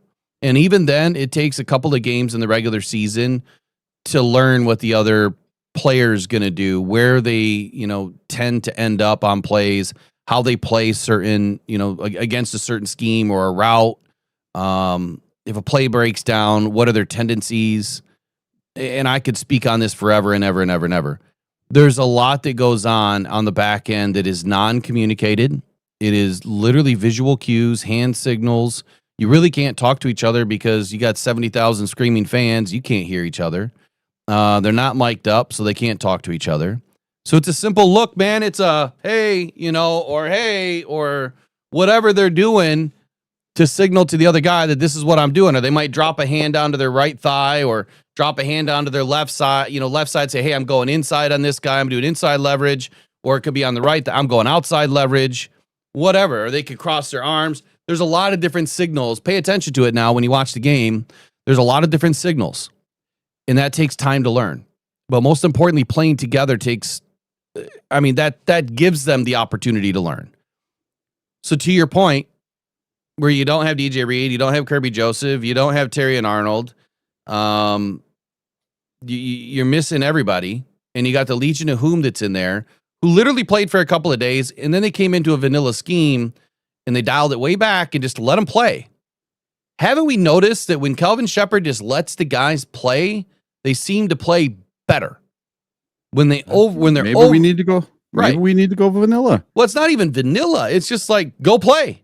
Just go man on man and go play. Or go zone and just go play. Right? Don't get too diverse and crazy with the scheme. Just let them go play. These are football players. They know how to play. But I want to point out something. Like Amik Robertson has been the star of this team, the secondary, for a year and a half now. He's played everywhere. Inside, outside, both sides. He's done everything that's been asked of him. He's made a lot of great plays. To say that he's been suspect or suspicious, that is a furthest thing from the truth. That guy has stuck his neck out, has stayed healthier than anyone else, but he's playing with guys that he doesn't play with. What do you expect? He has to worry about what somebody else is doing. He has to worry what's going on behind him, because now you got somebody back there that doesn't belong back there, that's not normally there. Oh, no Branch. Who's back there now? Mollett. Okay. Mollett's made some great plays. Okay, no Mollett in there. Now I got Thomas Harper back there up in the free safety where Kirby is or was. Thomas Harper's played good. Not great, but good. Good enough. Not Kirby good. Kirby last year was elite. 92.2 in coverage, 83.2 in run defense. I don't care. Again, PFF grades are a little off, but I think they got Kirby fairly right. Harper is in the low upper 60s, low 70s. which if you compare it by a grade, it doesn't look good. But if you look at his play on the field and listen to what Brian Branch said yesterday, he said that Harper's been doing just as good of a job as Kirby. For better or worse, because Kirby also gets put in the blender and lost in the sauce at times. Oh, and with Kirby coming back, he's missed 6 games. More cohesion issues.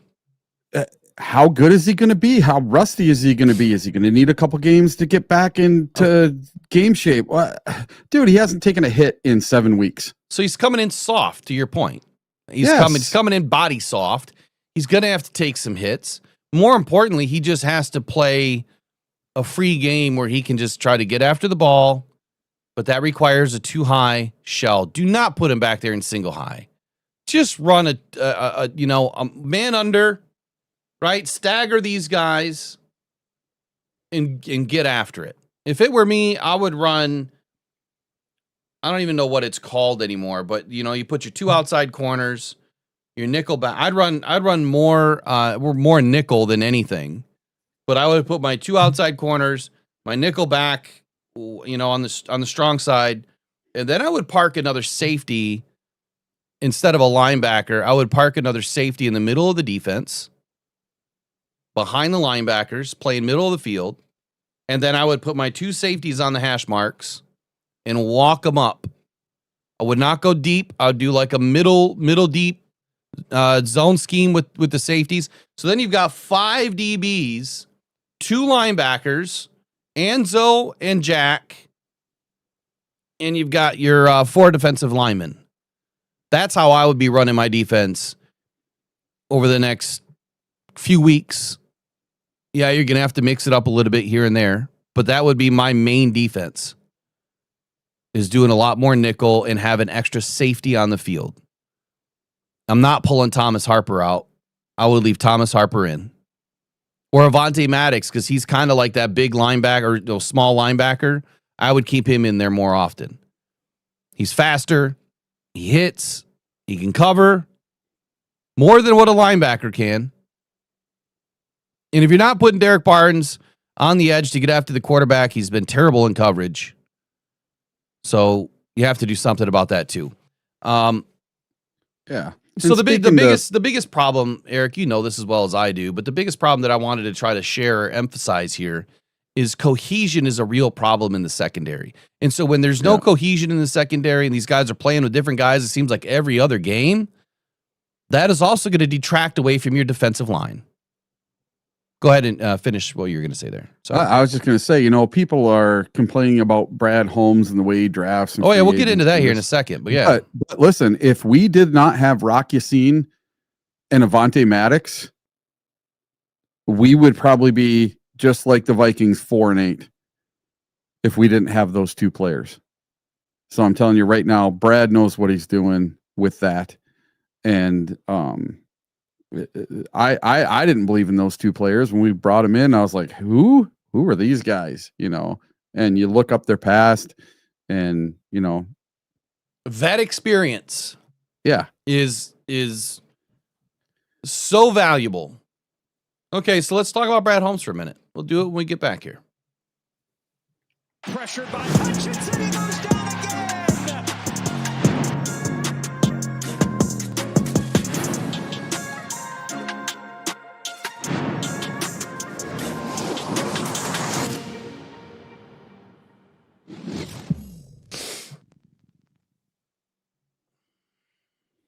Okay, Brad Holmes.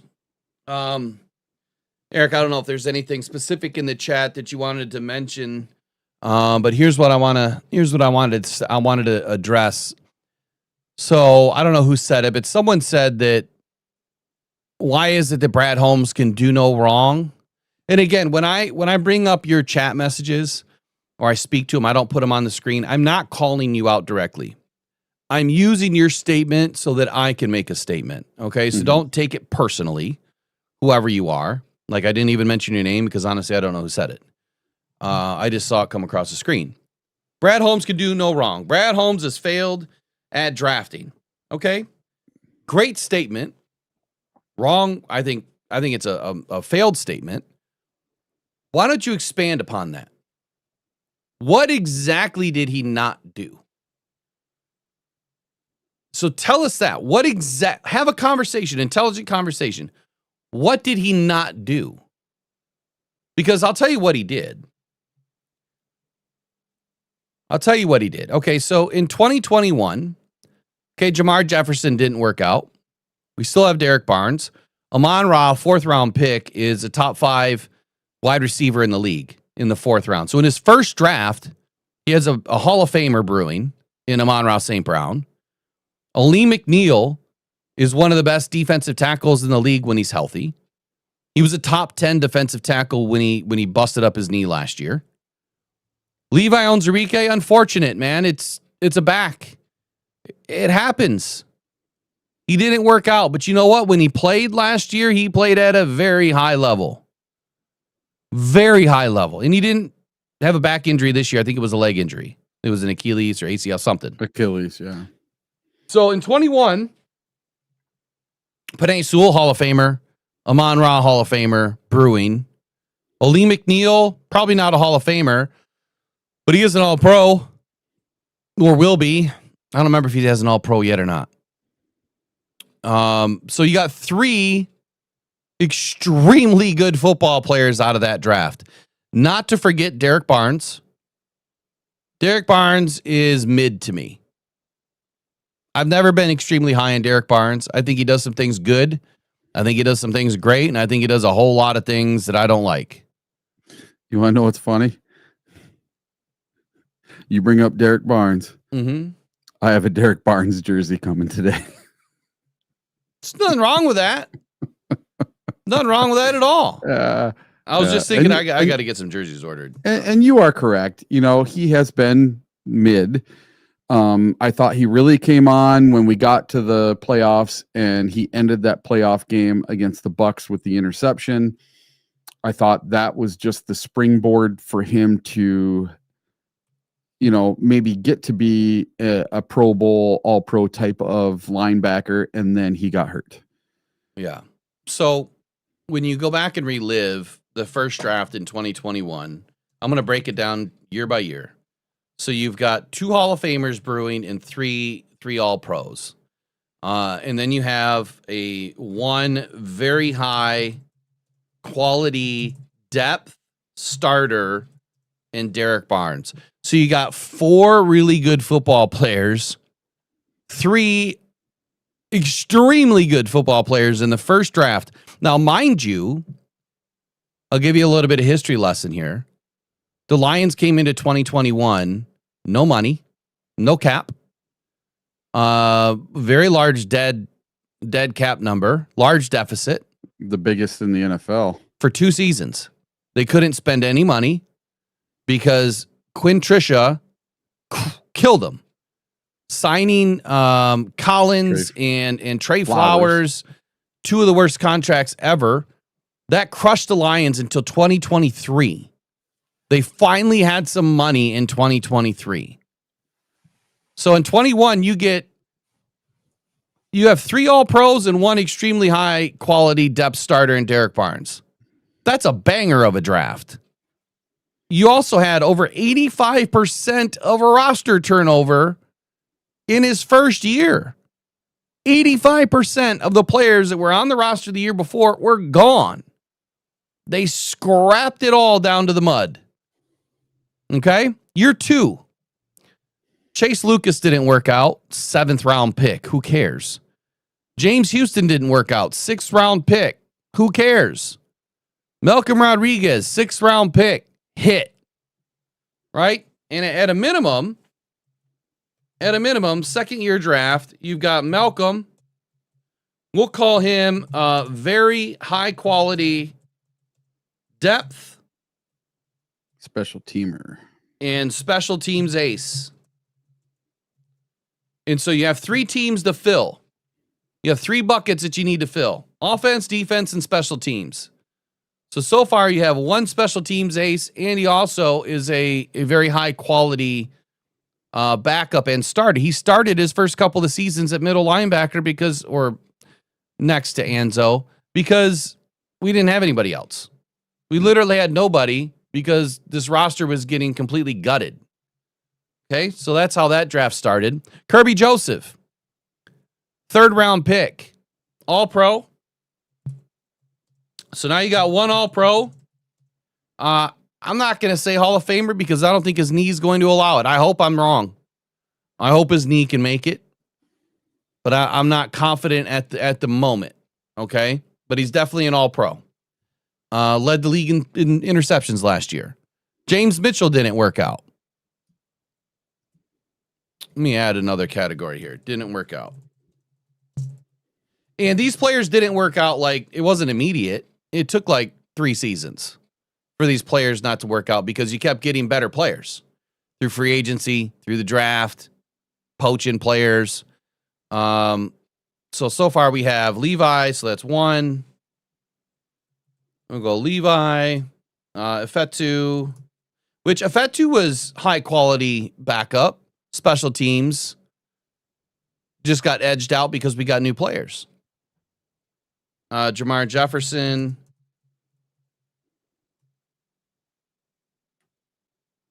I think that's it from year 1. Year 2, it would be Chase, Lucas, Houston, James Mitchell. All right, Josh Paschal. When Josh Paschal plays, great player.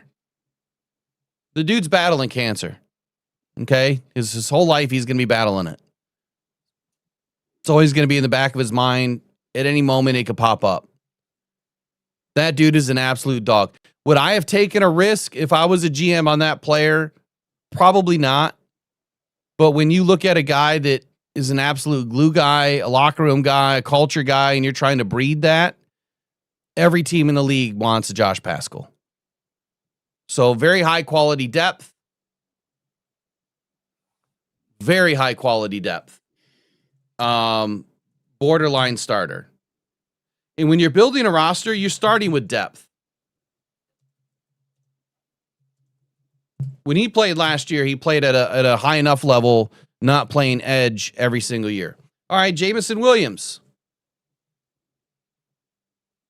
Jamison Williams. So where are we at on Jamison Williams? Where are you at on Jamison Williams?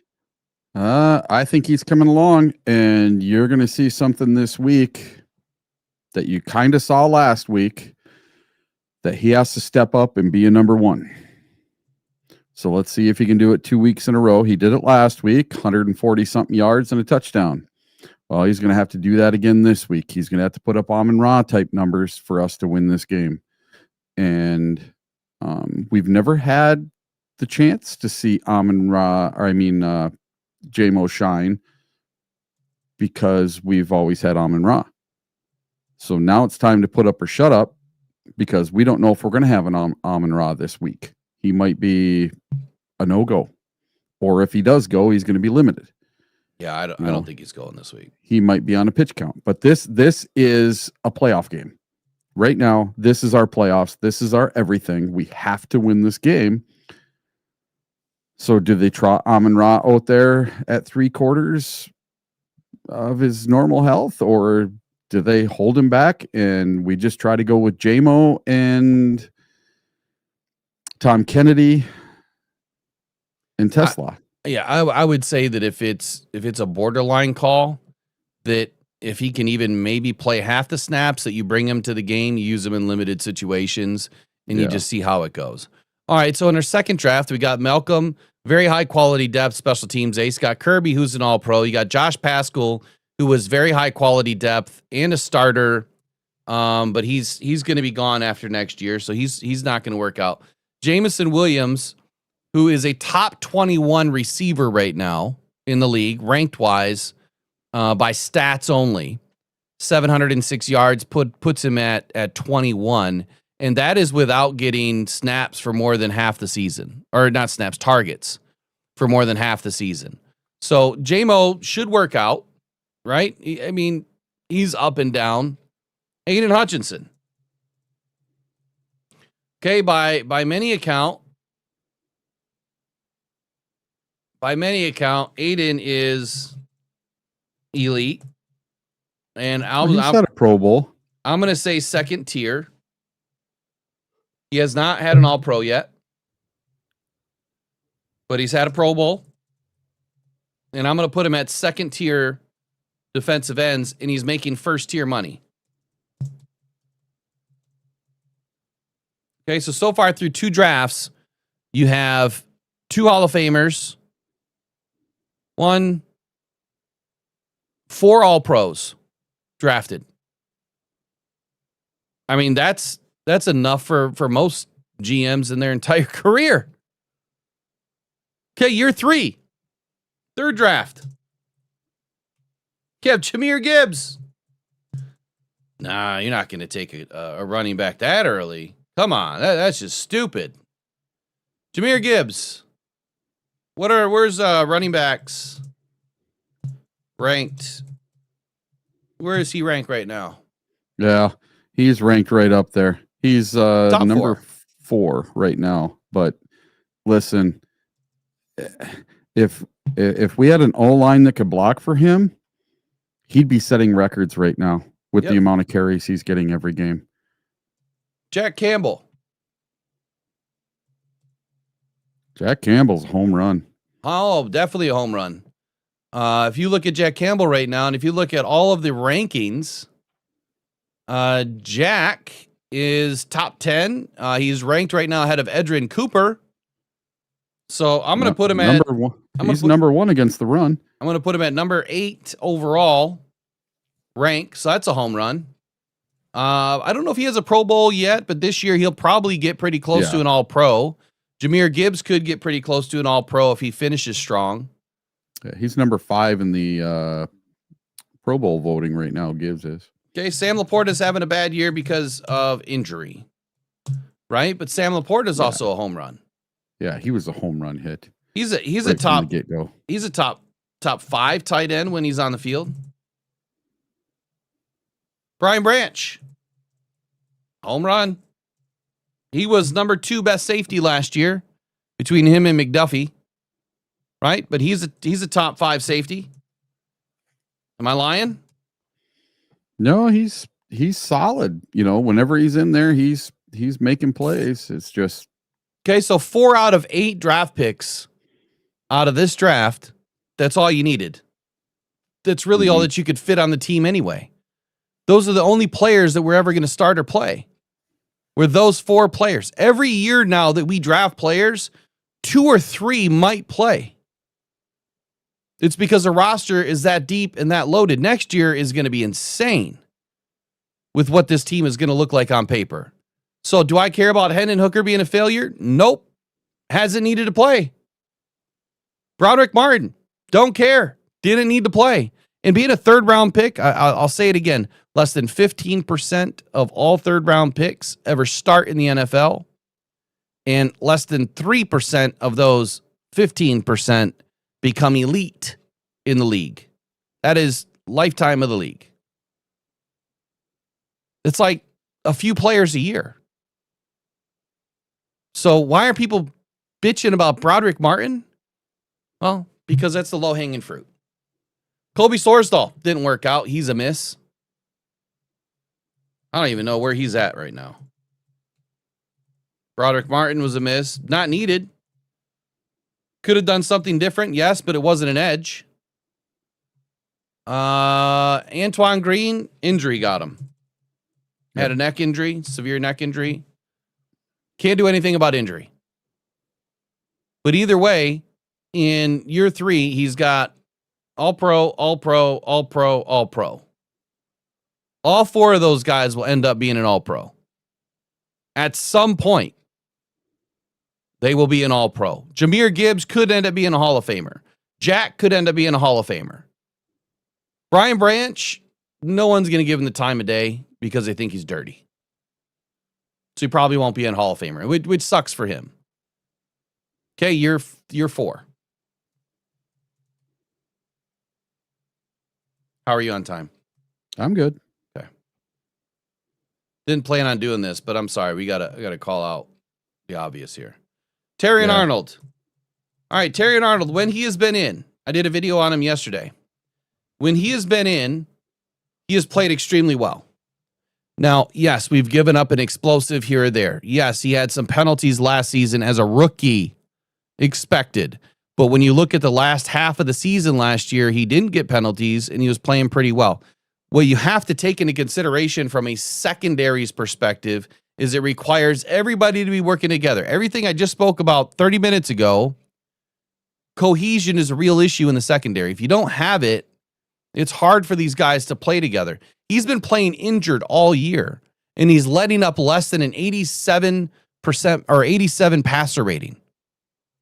How many players right now are giving up an 87 passer rating or better? Let me go by position. Let's take a look at corners real quick.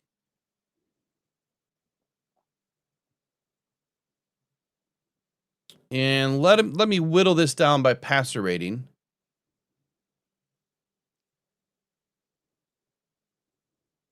Where is it?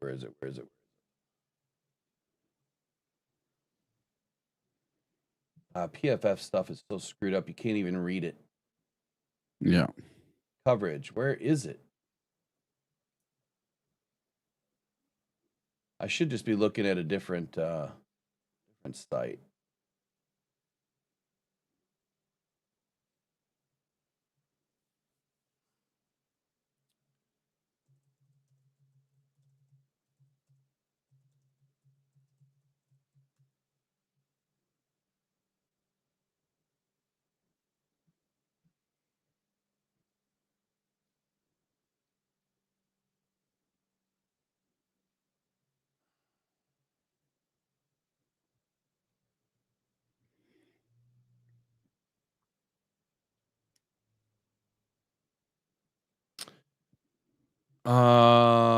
Yeah, why is this so difficult? You used to say NFI, and I don't see it. Can you look at PFF while we're going through this? Go by position, go to corner. Maybe I need to get into coverage. Let me try that. Coverage. And it should say, oh, here we go. I got it. NFI. And I need to add in how many snaps. We'll do 50% of 528. I don't know how many snaps he has on the season. I don't even know if he has 200 snaps on the season. Control F and look up Arnold. He probably has less than that.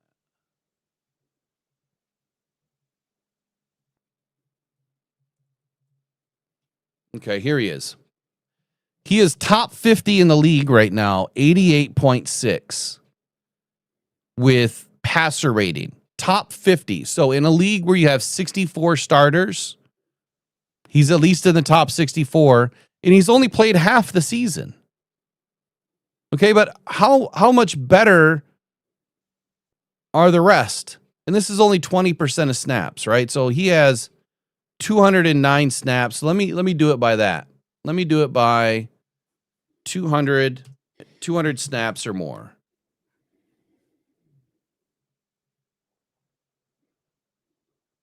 And Terrion Arnold is top 37. So out of all corners that have played 200 snaps or more, he's better than Sauce Gardner. He's better than Trent McDuffie. He's better than Keeson Nixon, Max Melton, Emmanuel Forbes, Darius Williams.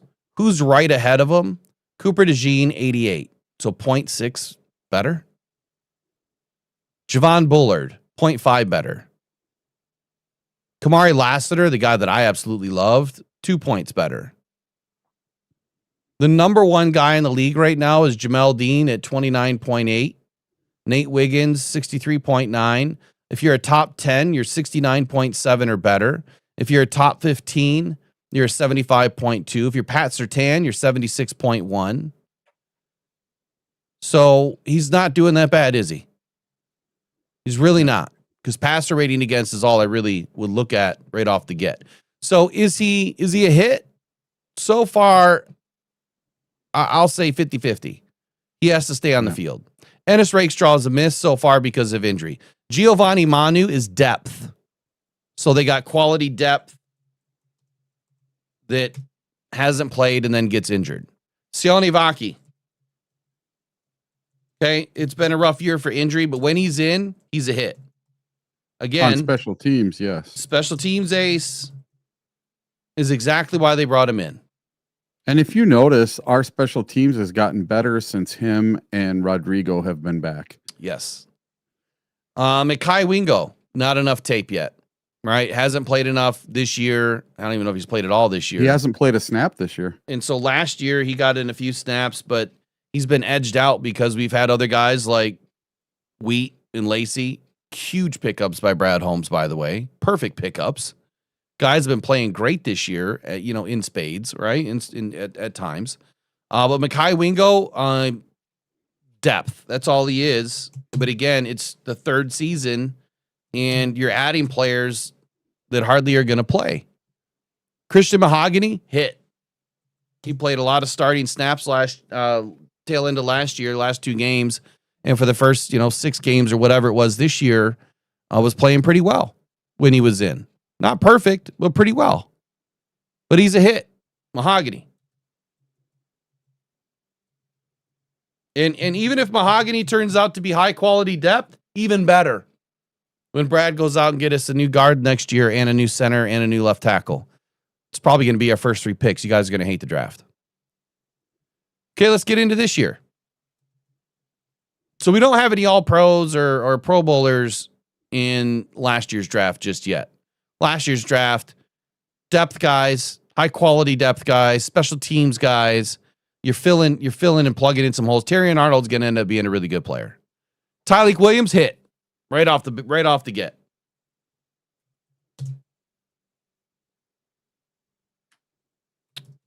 So 5th draft, Williams. You could say high quality depth starter. But he's going to take over for DJ Reader next year. Exactly. And Reader's gone. And then you bring in a guy like Lopez, who's completely outperformed everybody. Lopez is going to get another contract. He's going to stick around. Another huge pickup. The guy that I watched during that game, and I said, we need this dude. Tay Rowledge.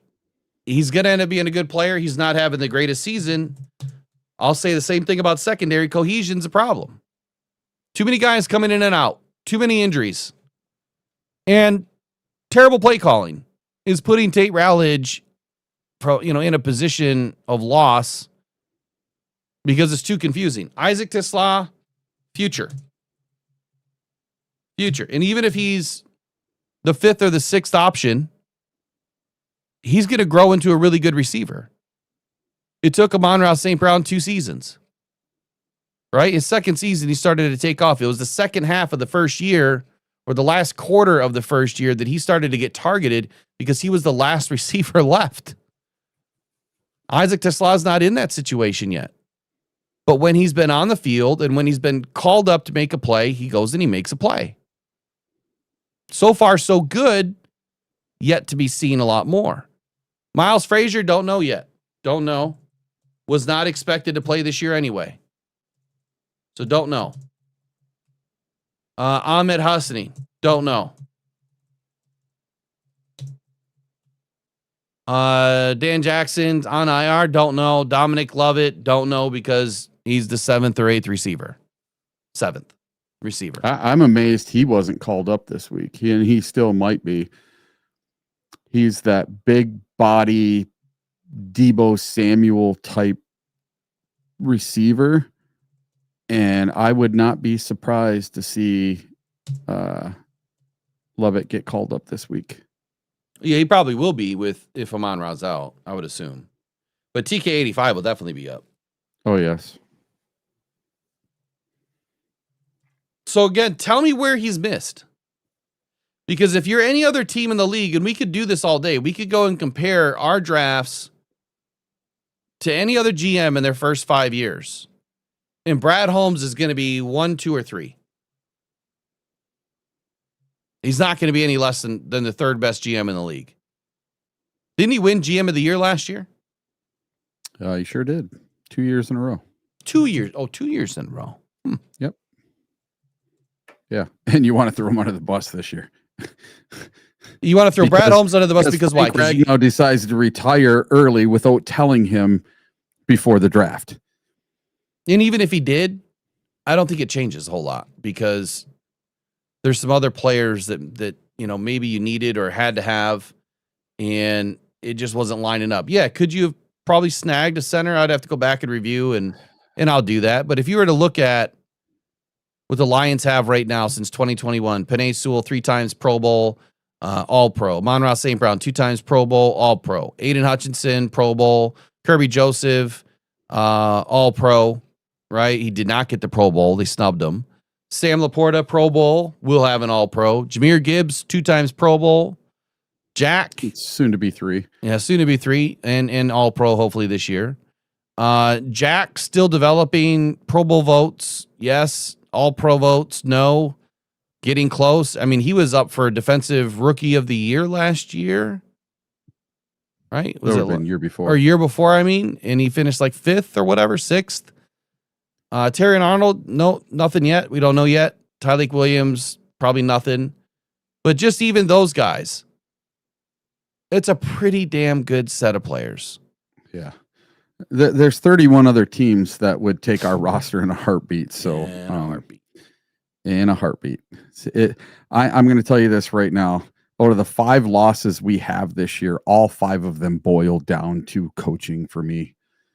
They just do. I think it's poor decisions. I think it's decisions like having Johnny Morton as our OC just did not work out. We didn't see it coming.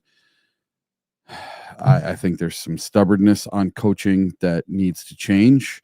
I thought Dan learned his lesson in the NFC Championship game, and it is very apparent that he did not. This being reckless and wild and going for it on 4th down has to stop somewhat. We have to take the points sometimes. And when there's 67,000 people in a stadium all booing because you are not taking the field goal, take the field goal. So for me, we have the number 4 offense. We have the number 12 defense. You name me another team that has a top 12 defense and a top 4 offense. There's not too many in the league right now. We should be winning way more games than we're winning. And to me, 90% of this boils down to coaching. Okay, so I see someone's comment or question in here. Now take into consideration all of the draft capital that we've given up to get some of these players. Okay. If you're going to say because we gave away our comp picks to get Isaac Tesla, let me remind you of something. Comp picks are not valued the same as a draft pick. And a future draft pick, let alone a future comp draft pick, is worth about 50% of its normal value. So when you look at what the Lions gave away in the 3rd round draft picks that we moved around and traded away to get Isaac Tesla, they were barely worth a 4th round pick combined. I know it doesn't make sense, but when you add it all up on the pick evaluator, the pick calculator, a 3rd round pick next year, future comp pick next year is not worth squat. Teams are not going to give you a bunch of credit for a future comp pick that is at the end of the 3rd round. It's essentially taking the 1st round pick or the first pick in the 4th round. That's what a comp pick it is. If you're getting a 3rd round comp, it's essentially the first pick of the next round. Because if there were no comp picks, that's where that pick would line up. So they weren't worth squat. But what do the Lions have? Well, next year we have our 1st, our 2nd, and 3 4ths, and a 5th, and 2 6ths, and a 7th. So we have 1, 2, 3, 4, 5, 6, 7, 9 picks when teams are supposed to have 7. We have 9. And if you're telling me that we can't take those 3 4th round picks and do something and move up into the 2nd or move up into the 3rd, you're wrong. How about the next year? 2027, we have all of our picks. So what do we give away? 2028, we have all of our picks. What did we give away? I just went through all the drafts. We drafted more than 6 players in every season. Right? So what did we give away? Brad is negotiated extremely well. This year, we drafted 1st, 2nd, 3rd, 5th, 6th, 7th, 7th. 2024, we drafted 1st, 2nd, 4th, 4th, 6th, 6th. So it's 1, 2, 3, 4, 5, 6, 7 this year. 6 last year. 8 in 2023, which included 2 firsts, 2 seconds, and 2 thirds.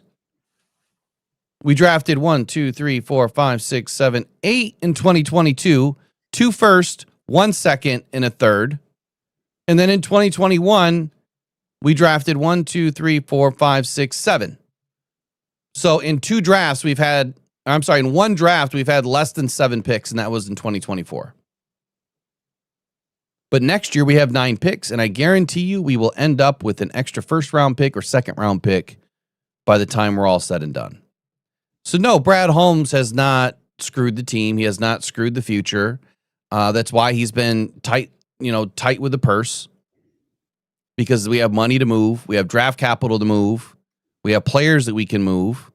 We have a lot of players signed. We're in a good position. Jared Goff will get restructured. And then the Lions will be able to make a move. Is that for another edge? No, it's not. Maybe with a draft pick. That's what roster roulette tells me. But we're not bringing in an outside edge. We could have never afforded it, and we're never going to afford it. Not if you wanted to keep the players that you guys so desperately wanted to keep. I mean, I told Eric this, offline, and I think I said it yesterday. I would have traded Kirby at the moment that he was elite, because you take advantage of those situations. With Aiden, there's nothing you can do now. He has to have a really good year the rest of the year and next year to even be in consideration if you ever did need to move off of him to get a couple of 1st round picks back, or 1st and a 3rd, or 1st and a 2nd. And I'm not saying it's going to happen. And I'm not saying it's warranted. But what I am saying is that the Lions defense has not been able to play with a full complement of players, just like every other team. And they're still playing really good football. But Brad has not put this team in a bad position. The people that are sitting there pounding their chest and talking shit about Brad Holmes, they're doing it for one reason and one reason only. Because they don't know football, and they wanted an edge rusher for 5 years in a row, 4 years in a row, not named Aiden Hutchinson. They wanted someone else to add to it, and they didn't get it. And every year I stand here and I say it's not happening. Every year in free agency, I stand here and I say it's not happening. Every year at the trade deadline, I stand here and I say it's not happening. And every year I've been right. Outside is Zadarius Smith coming in last year, which I did expect the Lions to do something. The receipts are there. But that's why they're mad. They're mad because we get shit right. That's why they're mad. It's not about being right or wrong. I mean, being right with draft picks and free agency, I mean, that's like a snowball's chance in hell. It's hard. It's really hard. The people that are making millions of dollars to do this right now, talk football, predict, they don't get shit right. They get the obvious right, but they don't get multiple rounds right, multiple players and positions right. They don't. It's hard. It's not easy. What do you want to end with today? I don't even know what else we didn't cover. I should probably look at the sheet, huh? There's a bunch, but that's all right. So tomorrow I am going to do my 5 for Friday, because I'm not going to be around for Thursday. And then I'm going to do my 5 bold takes for tomorrow. So I'm going to do all my 5 stuff tomorrow. I only got 1 bold take correct last week. And that was, I said that Isaac Tesla was going to have 36 yards, 3 catches, and a touchdown. And he had 35 yards, 3 catches, and a touchdown. I was off by 1 yard. So that was the only thing I got right last week. All the other stuff I ate dirt on and was completely wrong. So we'll see if I can get anything right for the Cowboys game. I went a little more conservative with some of the stuff on the Packer game. I can tell you this right now. I have not. I just don't have it in me to rewatch the Packer game. For all you fans that have given up because we lost this Packer game, I want you to realize something, that game was one of the closest statistical games I have ever seen between two teams. They were only a difference of about 6 yards. Time of possession was within a minute of each other. Penalties were within 1 or 2 penalties. Everything was just dead nuts even on that game. The things that won or lost that game for me was going for it on 4th down from close to the 50-yard line instead of punting and pinning them deep. If we punt and pin them deep, most likely they have a 7% chance to score instead of over a 50% chance to score from the 50. And that's what they did. 2 plays later, they score a touchdown. And then when we are inside our 20 and we go for it on 4th down again, instead of kicking the points down 10 points, that would have put us down by 7 and changed the entire dynamic of the 4th quarter. Those 2 things right there. And then some little things with the refs. 1 play here, 1 play there. And like Kelvin Shepard said, if we get that fumble down at the goal line, that changes the entire game because there was no turnovers in this game. If we would have gotten that turnover, that may have changed the entire game. This game was so much closer than anyone realized. The Packers did not come out and curb stomp us. The Packers were identical to us. They were absolutely play for play, even with us. So it came down to the smallest coaching decisions, and that was 2 4th downs that lost us that game. Packers got their 4th down to ice the game. We did not get either of our 4th downs to win that game. Now, if we get either one of those 4th downs, we probably do win the game, especially that one down on the goal line. And I can see where Dan Campbell was coming from. And I know we live by the sword, we die by the sword, but every once in a while you have to be a little bit conservative. And I thought with the way that the NFC Championship game went, that when it came down to nut cutting time, that Dan Campbell would take the points inside the 20 when he needed to either win the game, ice the game, whatever the game.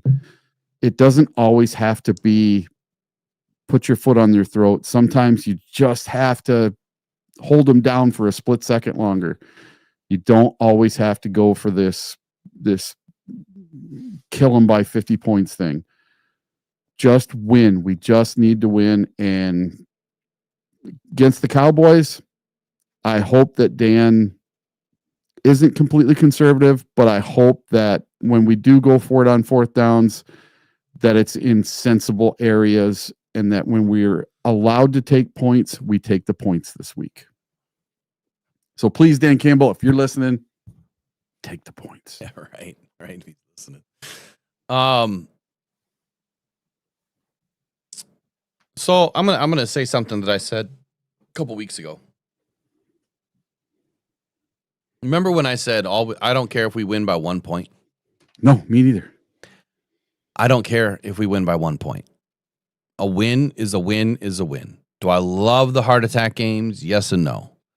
I love the heart attack games when I know, or the cardiac cat games, when I know that our team can do whatever they want to do. I don't feel that confident right now with the offensive line, and I don't feel that confident with the play calling. So, yes, I don't care if we win by 1 point. And those are the cardiac games that I don't like when we're in the situation that we're in right now. But just win the game, right? Play to win the game. Famous quote. It'll always be a famous quote. And there's a reason why it was said. It's for situations like this. Dan Campbell has to be more calculated and reserved. He needs to put his emotions somewhere else, but not into that playbook. You're going up against the Cowboys team that is hot right now. They are feeling it. We are not. So you have to be smarter than them. You have to outsmart them, not out-scheme them. Outsmart them. Not out-playbook them, not out-call them on fourth down. Because, look, every team in the league knows what you're doing now. You have to outsmart them. Play to your strengths. Win the battles that you can win. And then stack the chips where you need them to keep Jared Goff upright. That's the most important thing. The one thing that you need to do, Dan, is just keep Jared Goff on his 2 feet. If you can do that for 3 seconds, we are going to win a lot of football games, regardless of what the defense does. That's all he has to do in this game. I want to share one last thing. Howie Roseman, in this year's draft, picked Jahad Campbell in the first round at pick 31 and Andrew Makuba in the second round at pick 64. And then he didn't have a pick until 111, and then his fourth pick was at 145. He picked up 2 fifths, 3 fifths, and 4 sixth-round picks in this year's draft. So for all of you that are giving Howie Roseman all of these kudos and attaboys for being this great GM, there's a reason why they had a first, a second, a fourth, and then 3 fifths and 4 sixths. It's because of what they did in the previous drafts. It's because he sold everything to get a few players. Or bringing in high-priced players. The previous draft, he had a first, a second, a third, a fourth, and then 3 fifths and 2 sixths. Still a great draft in 2024. 2023, Jalen Carter, Nolan Smith, Sidney Brown, Keely Ringo, Moro Ojimo, Jordan Davis the year before that, Cam Jurgens, Nakobe Dean. But there's a lot of players in these drafts that do not play. For instance, this year, Jahad Campbell, no sacks, 12 games, 65% of the snaps. Andrew Makuba, half a sack, 11 games, 672 snaps. Ty Robinson, fourth round pick, 35 snaps. Who is this? Shmael Mondon, 5 snaps. Antoine Powell Ryland, edge, 2 snaps. Drew Kendall, 4 snaps. Miles Hinton, 0 snaps. Cameron Williams, 0 snaps. Kyle McCord, 0 snaps. And Mac McWilliams, 7 snaps. Doesn't sound like a very powerful draft here in 2025, does it? Compared to what Brad Holmes has done. Howie Roseman's been a GM for 10 years of the Eagles. So he's been building for 10 years. That's why he's able to do the things that he's doing. Brad Holmes took over a trash heap and turned it around in a season and a half. We've been winning football games for 3.5 seasons now. How did Brad Holmes fail you? Quit listening to the actors that don't know football. They're actors. You're paying them to lie to you. That's it. You're paying them to lie. Have fun with that. We'll see you tomorrow. Pressured by Hutchinson, he goes down.